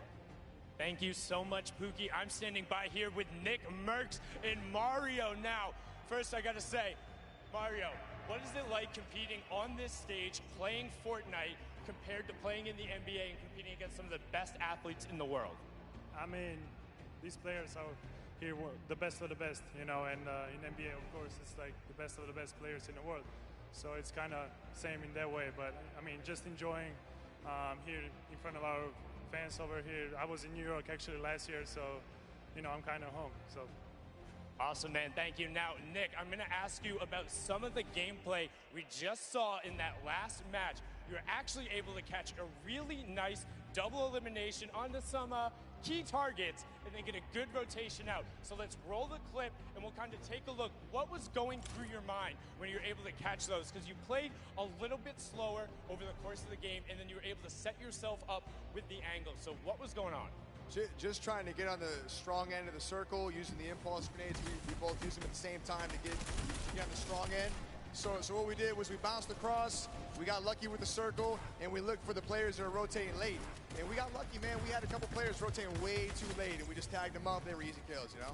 Very well done there. And also, I just want to give you a shout out. The grow up from you. We go way back, competed in the Gears of War stage. He actually was the one who knocked me out at my very first tournament ever. So being on this stage, Nick, what's it like, man? What's that journey been like for you? I've been here for a minute, man. I mean, it's really cool to see a lot of our same friends working for Epic and setting all of this up and being a part of this and being in the industry. I kind of feel like a grandpa, you know? We've been in it for a minute, and it's a good feeling. It's a good feeling. Good luck in the rest of your matches. Now, come on, get in here. Give a hug. Give a hug, man, Mario. Thank you so much, man. Absolutely amazing from these guys. As I said, good luck in the rest of the matches. We're going to throw it back on over to the desk with Monster and Golden Boy. Thank you so much, Sundown. That's right. You know, a lot of folks here go way, way back, and that's always a fun time when everyone's able to get together, hang out, reminisce on the good times. But we're here and now, and right now it is currently Sinnoh and O King's time because they won game number one. Let's take a look at the standings when we get a moment to see where we are currently, because as we know, that victory from the South Korean duo, hey, let's not forget, Sinnoh, this is a guy that nearly qualified for the World Cup a few times now. A lot of talent. And I'm just glad that people, they said it right, that we want people to know who we are. And I just want people to know who these players are because they're so good. They're so talented. Yeah, without a doubt, when you guys obviously get this translated, no, the competitive community absolutely know who these players are right here. For and sure. you guys deserve every ounce of respect, especially from the public. But we have some standings. Let's That's see. right. Let's see where these players are, Golden Boy. That's right. Let's take a look at the standings. Where we are right now. Who is going to be behind in this one, right? So it's going to be, it's going to be Airwalks and RL Grimes. So no surprise. Picked up 7 eliminations out of that game. All right. Courage, Sean O'Malley in 5th place. You got, let's not forget about Garber Reaver and Gelty in 4th, and Robles and Chigua in 3rd. Tifu and Nav in 8th place. I'm jumping around here, just looking at some of the players that we've talked about. Maybe some have had unfortunate circumstances become them, like Tifu.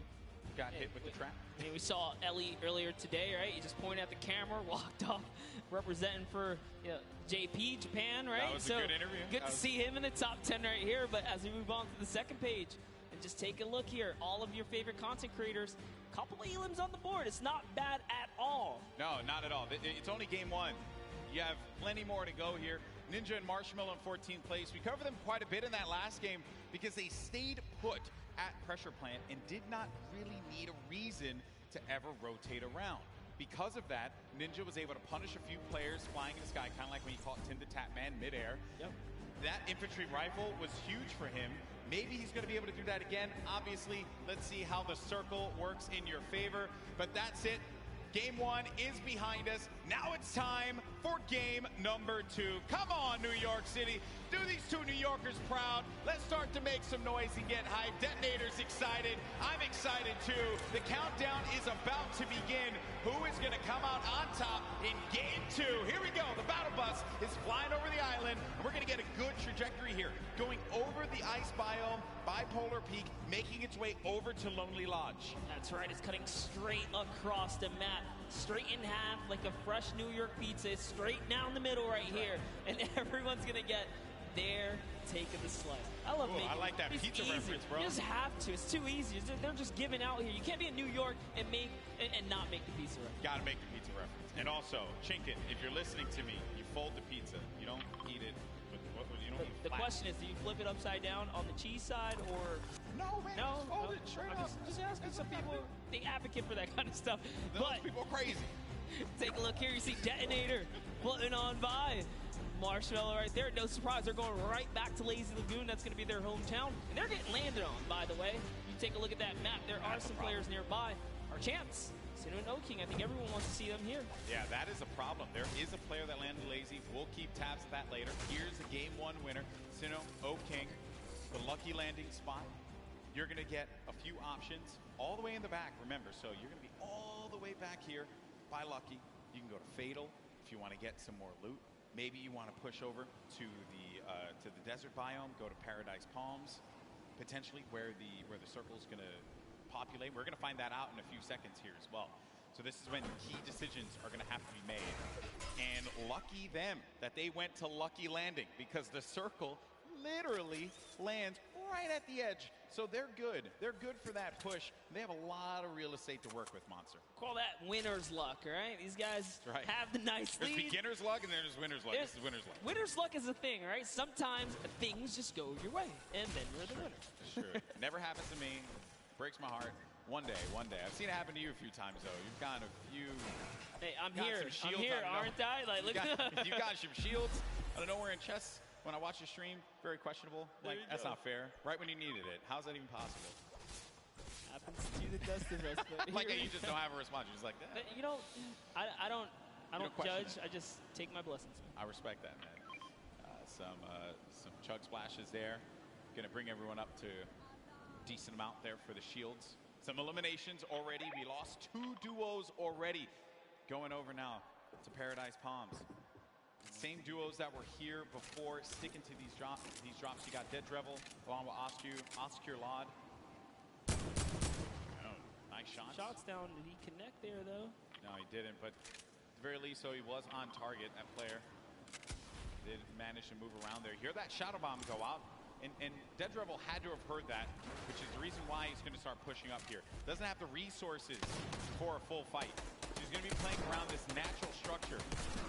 And he needs to just farm up. Osculot's going to be taking a lot of damage as well. Going to have to get out of the fight. 34 HP remaining. He's going to need to rely on his teammate. Does not land that shot with the hand cannon. The Dead Rebel's there for the follow-up. That's Business Boy. Oh, but Business is closed down, unfortunately for him. Dead Rebel's going to be out of this one, but not dead yet.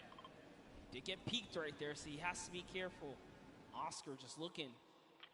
Frizz has got such a good, position on them, and he even has shield. This just like that. Now he's at 72 extra shield, so he's doing just fine.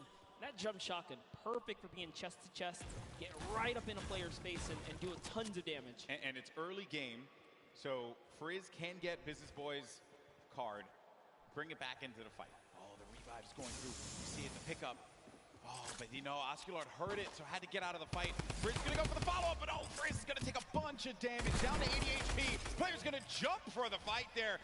And a hope and a prayer, but unfortunately, Frizz is going to get the better, and that's 2 eliminations, and that duo is going to be out of the game. 2 huge eliminations, and just a little fun fact, I'm sure his girlfriend will be proud. It says here, they both have pink hair. Okay. I don't know what it's like to have pink hair. I have to talk to Ninja about that one. I know he did that for a little while. It won't look good on me, and also I don't really have a lot of hair. Yeah, I was going to say, I don't want to break it. And speaking of someone with not a lot of hair, Dr. Lupo on your screen right now. Just messing around. That was a low blow. No, here we go. As Fortnite's resident senior citizen, I'll take it. I feel like I'm also a part of the geriatric gamer program. Actually, this is our first time seeing the Storm Sniper in play here. That's right. Just came out the other day, and it is, I think that players probably want to go with something.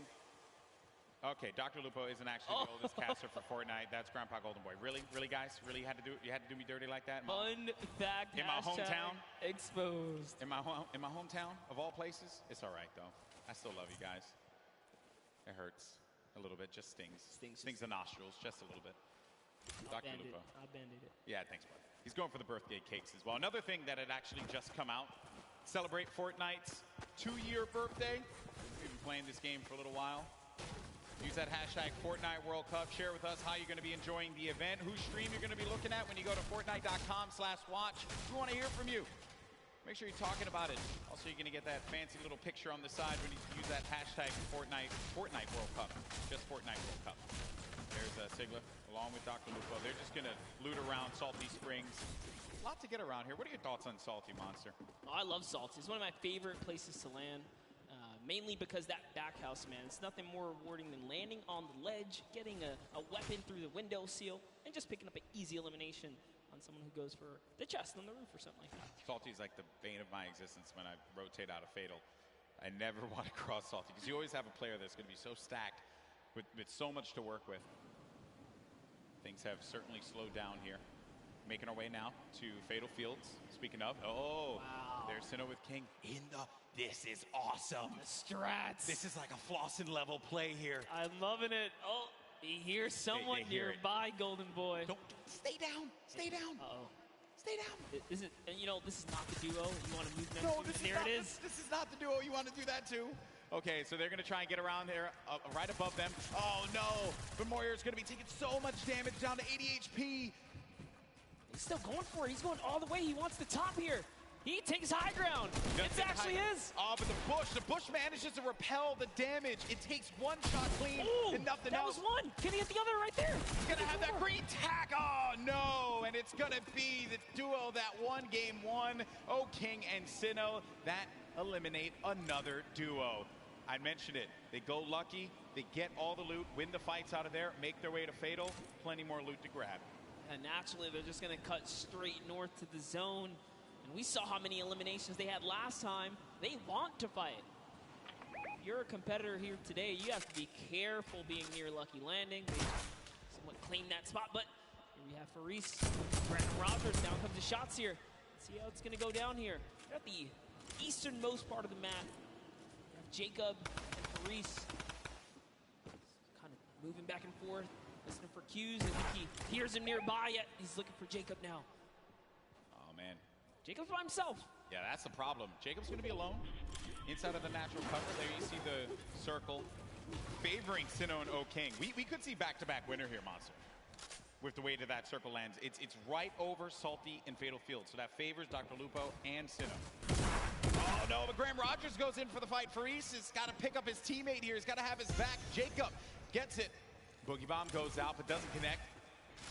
Probably trying to overtake that wall there. Jacob, wisely enough, is going to get out of that fight. That player's going to be down. The Stinks forcing anyone that will hang around. Needs to confirm that elimination. There you go. That's going to be a ton of loot for Jacob to get, but Faris is looking at him right above him on top of the rooftop. He wasn't ready in time there to put the shots on him, so unfortunately he did miss. He goes for that side combat shot and breaks the wall right there. Oh man, this is not looking good here for Jacob. Faris gets his teammate's card. Does he have to get out of the fight? Oh, Jacob taking a fight to Faris. You like to see that one. Go for the fight, but look at the storm. It's starting to push in. Some decisions need to be made here. This fight is going to happen right by that storm. Popping that early med kit, he knows. He's got a few seconds to work with. He's actually lucky. The zone isn't quite pressuring yet, so he figures, hey, you know what? I'm going to use this opportunity to heal right back up, and now the advantage is all his again. Slight lead here. He's looking for a fight right in front of him. Oh, man.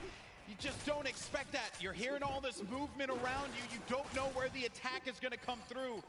And they're just dodging and dipping around one another. Such an intense battle, and Faris still has minis left. That might have been his last heal there.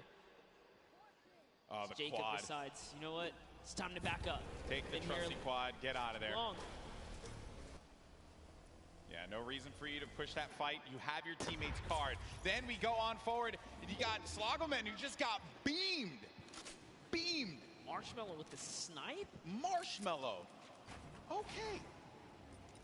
I respect that. Marshmallow's been surprising me. Are we sure? Are we sure that that's Marshmallow underneath the mask? I'm just messing around. I'm just messing around. I was gonna say, he puts in a ton of work in this game. Look at this shot here for Marshmallow. Boom! Nailed him. Marshmallow, man. What a beast. Marshmallow here to make the highlights, all right? Don't sleep on it. They're going for a two-time championship. I get it. Absolutely. When we saw them, they were in 14th place, mainly because you didn't quite get enough placement points. The eliminations were there. They were right in 14th, so with the way they're racking up more elims, that's going to be, again, just securing a more comfortable lead. If you can get in that cadence of just getting points consistently, you'll find yourself in the late game. Mr. Fresh Asian, we saw in the feed, he actually took out Cody Walker as well. 3 eliminations for Mr. Fresh Asian. He's got that golden combat shoddy. Such a powerful weapon. You hear the movement around here. Some nades as well. He doesn't know any of this. This is a scary box to be in when you don't own anything. It's One Shot Girl and Chandler Riggs, who's just nearby. Another great Slayer, duo. and the Slayer 360, I believe, is in a bush. Not too far either. That's the Golden Boy strat right there. Hide in the bush. Don't do anything for the entire game. Trust me, it works like 60% of the time. It works every time. Every time, 60% of the time. You know the math, guys. Don't count it. You don't have to question me. So Chandler Riggs and One Shot Girl, they're going to play this more defensive posture, this positioning here. They have no eliminations right now, and we're at 35 duels remaining. So it's going to take a while for those placements to go through. And then One Shot Girl just gets obliterated. Her health is gone. Now down to 5 HP. Chandler Riggs playing around the corner, trying to utilize a little bit of that right-hand advantage, but it is not coming to fruition there. Mr. Fresh Asian is going in for the push now, and this isn't looking good for this duo, Monster. Our heroes could fall right here, right now, as Mr. Fresh Asian is looking to get 5 eliminations on the board, gets ownership of the wall, and what a shot there from Mr. Fresh Asian. That's elim number 4. That was so filthy. Took the wall just like that, an instant edit, no mistakes made. The Slayer 360, he's finally given up his bush. He's actually now exposed himself. Sometimes you gotta abandon the bush. It's okay. He's gotta give it up. He did take his opportunity to try and pop some shots. Mr. Asian did look over in that distance. He knows there's someone there. Now it's Marshmallow and Ninja rotating across here, as they're gonna find themselves right outside the box here. Of course, if you're not familiar with Mr. Fresh Asian, he is top 100 most subscribed Australian YouTube channels. It's actually one of the fastest growing YouTube channels in Australia. So certainly check him out. I'm sure you're going to find some fun content there. There's Ninja and Marshmello, who have 2 eliminations for them. Marshmello's been playing great. A very different Marshmello from what we saw at the 2018 Fortnite Pro-Am. I think he's obviously put that time in, and it is paying off. It's paying off big time. Yeah, would have known Marshmello would continue his grind after the years here, but Sean, hey man, Fortnite. He's passionate about Fortnite. Still part of the regiment. There's Myth. 7 eliminations, Golden Boy. What? I didn't even look over there. What is Myth what's going on with him today? He's on something. He's out here to prove a point. Myth wants to pick up a win. How huge would that be for him? Seen him so many times in so many competitions. Also another player that tried for that Fortnite World Cup online qualifier. Came close a few times. Lots of talent there. And here's the format and how it works. Once we hit that 15th place, that's when those placement points start to go online. But because Myth has 7 eliminations, that means he has 7 points currently, Monster. And his teammate is down right now. Unfortunately, Michael Dreyer was taken out. We do know Michael Dreyer is interested in running that marathon this year, but, you know, he's going to need a little more stamina to keep up with Myth here in the Fortnite world. The idea of running a marathon crosses my mind. Oh my. It makes me sweat. What kind of party do we have here, Golden? Chigua sitting right next to Alexia Ray and Jordan Jones. Jordan Jones at the start of this entire thing said, hey, you know, she's here for the ladies representing. She's got her gun ready. Someone's out. Oh, no. Oh, no. She's in a box. Sneaky plays here from Jordan Jones and Alexia Ray. That player had no idea. I was crazy. He got away. He took the launch pad. He got away. You never suspect the people in the cornfield. Jordan Jones and Alexia Ray, super sneaky plays here. Aaron Gordon's like, you know what? I'm just going to kind of keep my cool here, stick still. It's Ali A jumps back in the baller. He's out. He's like, yeah, you better be careful, man. There's some crazy people in the cornfield. It's like The Shining out there. Look out for that. Okay, and they're crouched, so you won't be able to hear their movement. You have to really focus on it. They got just the aim set. I like this strategy. They are eventually going to have to move here. Same thing for Ali and Aaron Gordon, which for them, I'm sure that they're a little worried about where these players are going to be. Listen, Ali A might be a famous YouTuber, and Aaron might be huge on the basketball court here, but you step to these 2 ladies right here, they're going to make you look like little boys. They are ready to fire away right now. They are so ready. Okay, well, while that's going on over there, and I'm sure that's going to take a little while to come to fruition, we're going to have a classic battle here between Tfue and Ninja. Marshmello's trying to play that supporting role as well as Nav here. Marshmello taking a bunch of damage, and he's got to get to his teammate. Nav is boxing around there, and Marshmello's going to try and go toe-to-toe here against Tfue, but Marshmello gets picked off. That seemed like it was coming off from the distance there, and Ninja has to get out of that fight. There's just no reason for him to continue to engage in it, considering that they were getting third-party from afar. I think the shots came from Udakov and Flake's power over on top of that tower and punished Marshmello when he exposed himself when he jumped on top of that ramp. Tfue really showing why he's a World Cup qualifier. This is still happening, by the way. Oh, yeah. They're ready. Looks like Mario's left to save Nick Merckx here. He's going for the revive. Aiden's going to go in for the fight, though. Mario's got to be prepared for this. And Nick Merckx trying to direct traffic.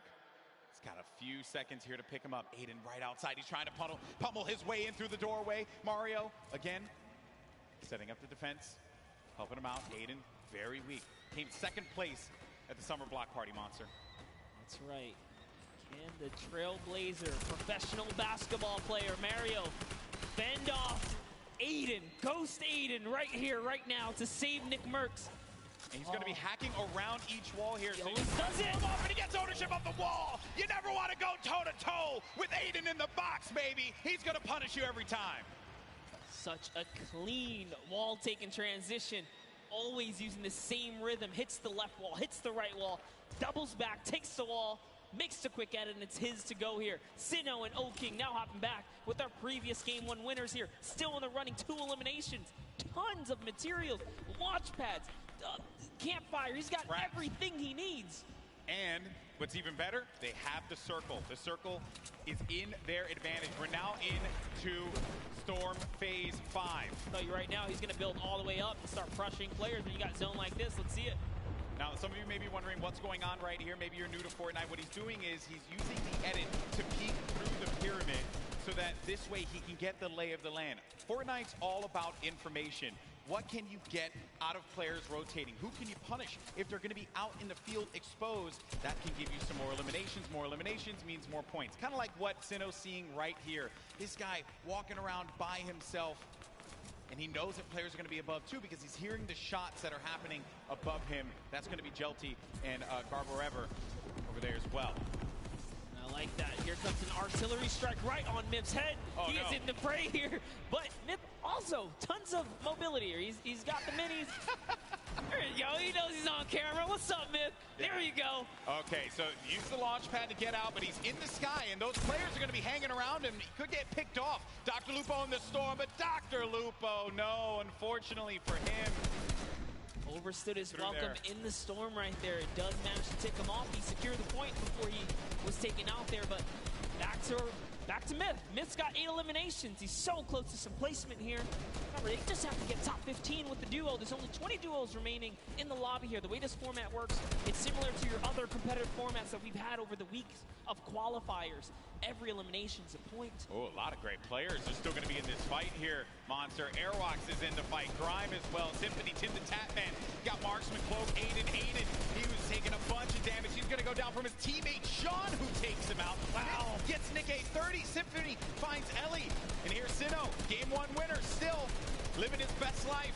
Picking the fights that he needs to take. King gets an elimination as well. That's going to be 3 points for this duo. And he's letting these guys above him deal with him. Ninja having to take so many shots and play defense. He's running out of materials quickly. When those shots are coming through, you'll be shocked how quickly you're going to lose out on the wood, the metal, the brick.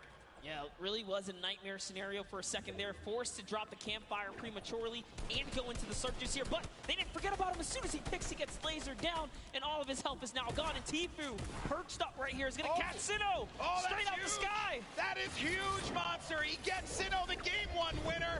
That was the pacemaker for the game 2. And now it could be Tfue playing that strategy that we saw in the Fortnite World Cup online qualifiers. Going for the high ground. He's going to be by himself, though. 5 eliminations. Player right in front of him. Waits it out. He's just looking for it here, Golden. Trying to see if he can find the shot, find the angle. This is what Tfue's known for, playing for those early high ground position. Holds here, and he's not afraid to go for it. There it is. Chucks his way all the way across, takes the shots. Wow, this guy as well. And look, he's just going to 90 on up. Great shots, has shockwave grenades, also has shadow bombs to utilize to his advantage if need be. Ninja's still going to be in the fight, as well as Cloak. The high ground's been eliminated, but that player does manage to get above him. That's going to be Sean. That was Sean who goes all the way up to the top. Tfue's going to be playing in the mid-ground. Symphony right next to him. Jacob still in the fray as well. Saw him in that crazy battle earlier on. He's still in the action. And look at what's going on. That circle's going to be moving toward that mountain, which means players have to start making their way up.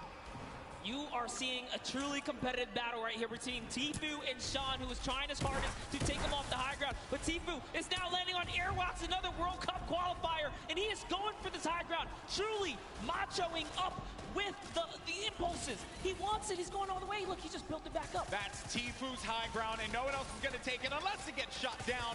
But he does stabilize there. Airwalks is looking to punish Tfue, and he does get above him there. There you see, right at the top. And then Myth is going to snake on out and just get to that side of the circle. Tfue taking damage. He has to be careful. He's in that shadow bomb safe, so he can't build, but he needs to be quick with it, and he does manage to stabilize for the time being. Ninja's going to be in a world of hurt as well. Look at his HP. Will Tfue make the quick peek right here? He sees someone in the wall next to him. Myth actually forgot to edit, and now he's in the storm down to the bottom right. That might be the end for him. Fatal error. Oh no, Myth, not like this. He tries to get out. He does manage to stay alive. Oh no, Myth is going to get picked off by Airwalks. Sean, Airwalks is weak as well. Jacob now has a high ground. Cloak and Tfue. Tfue said Cloak.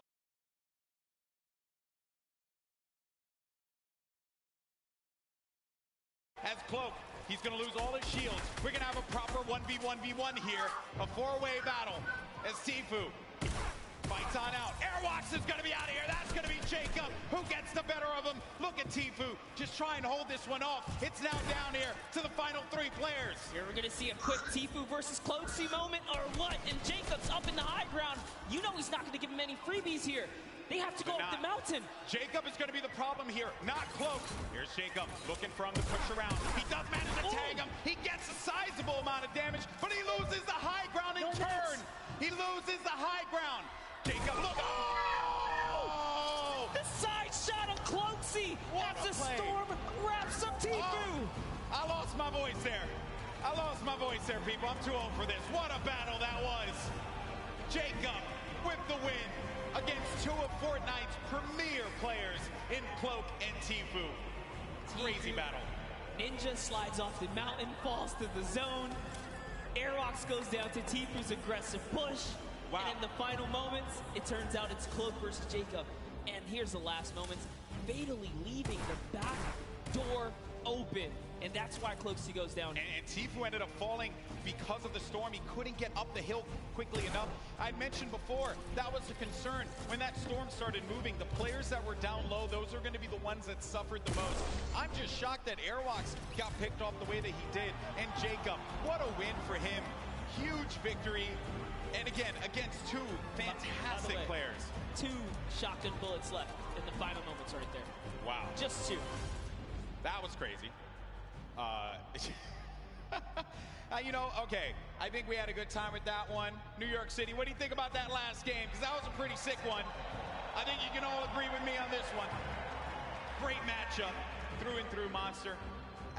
What a start. I thought we were going to see 1v1 Tfue and Cloak, and I was going to lose my mind. I may have jumped off this stage. I don't even know what I was going to do with myself. We were that close to that moment, but hey, let's not take it away from Jacob. No, we're not at all. Jacob really played it so well there. Airwalks is doing also just a great job of just chopping him down, chopping down Tfue, really being a pester. That could have been Tfue's game easily, but just pushed the wrong ones. Even Sean was giving a hard run. The tone of the lobby changed as well when Sinnoh got eliminated. Yes. Right? Once people saw that pop up in the elimination feed, they knew that there was going to be an opportunity, because you get a player like that out of the fight, and there's going to be free reign. There's going to be movement to be had.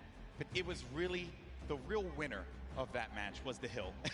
Was the hill. Because once that hill started moving and the storm started creeping forward, you knew that so many players were looking up and they're like, ah, crap. I gotta have to deal with that. Sundown likes His target. Always gets his target. That was a good one, folks.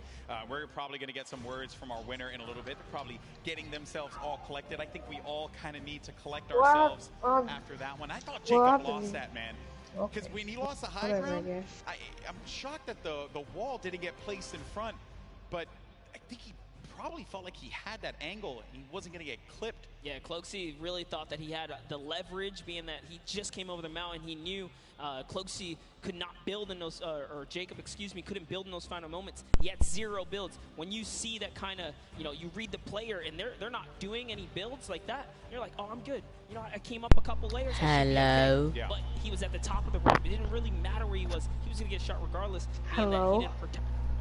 Yeah. I'm watching a World Cup right now. So that you don't get punished by those combat shotguns, which I'm about to end my stream soon. As soon as the item shop hits, I'm going to show it and I'm going to sweat.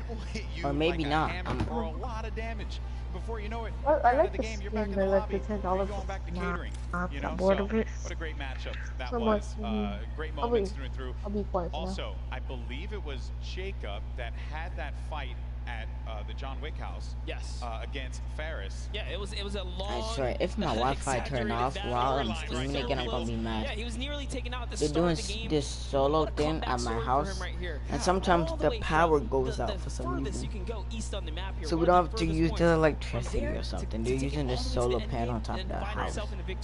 It's pretty annoying. That's his highlight moment. That's what you travel to New York City for right there. That's for sure. It all could have fell to pieces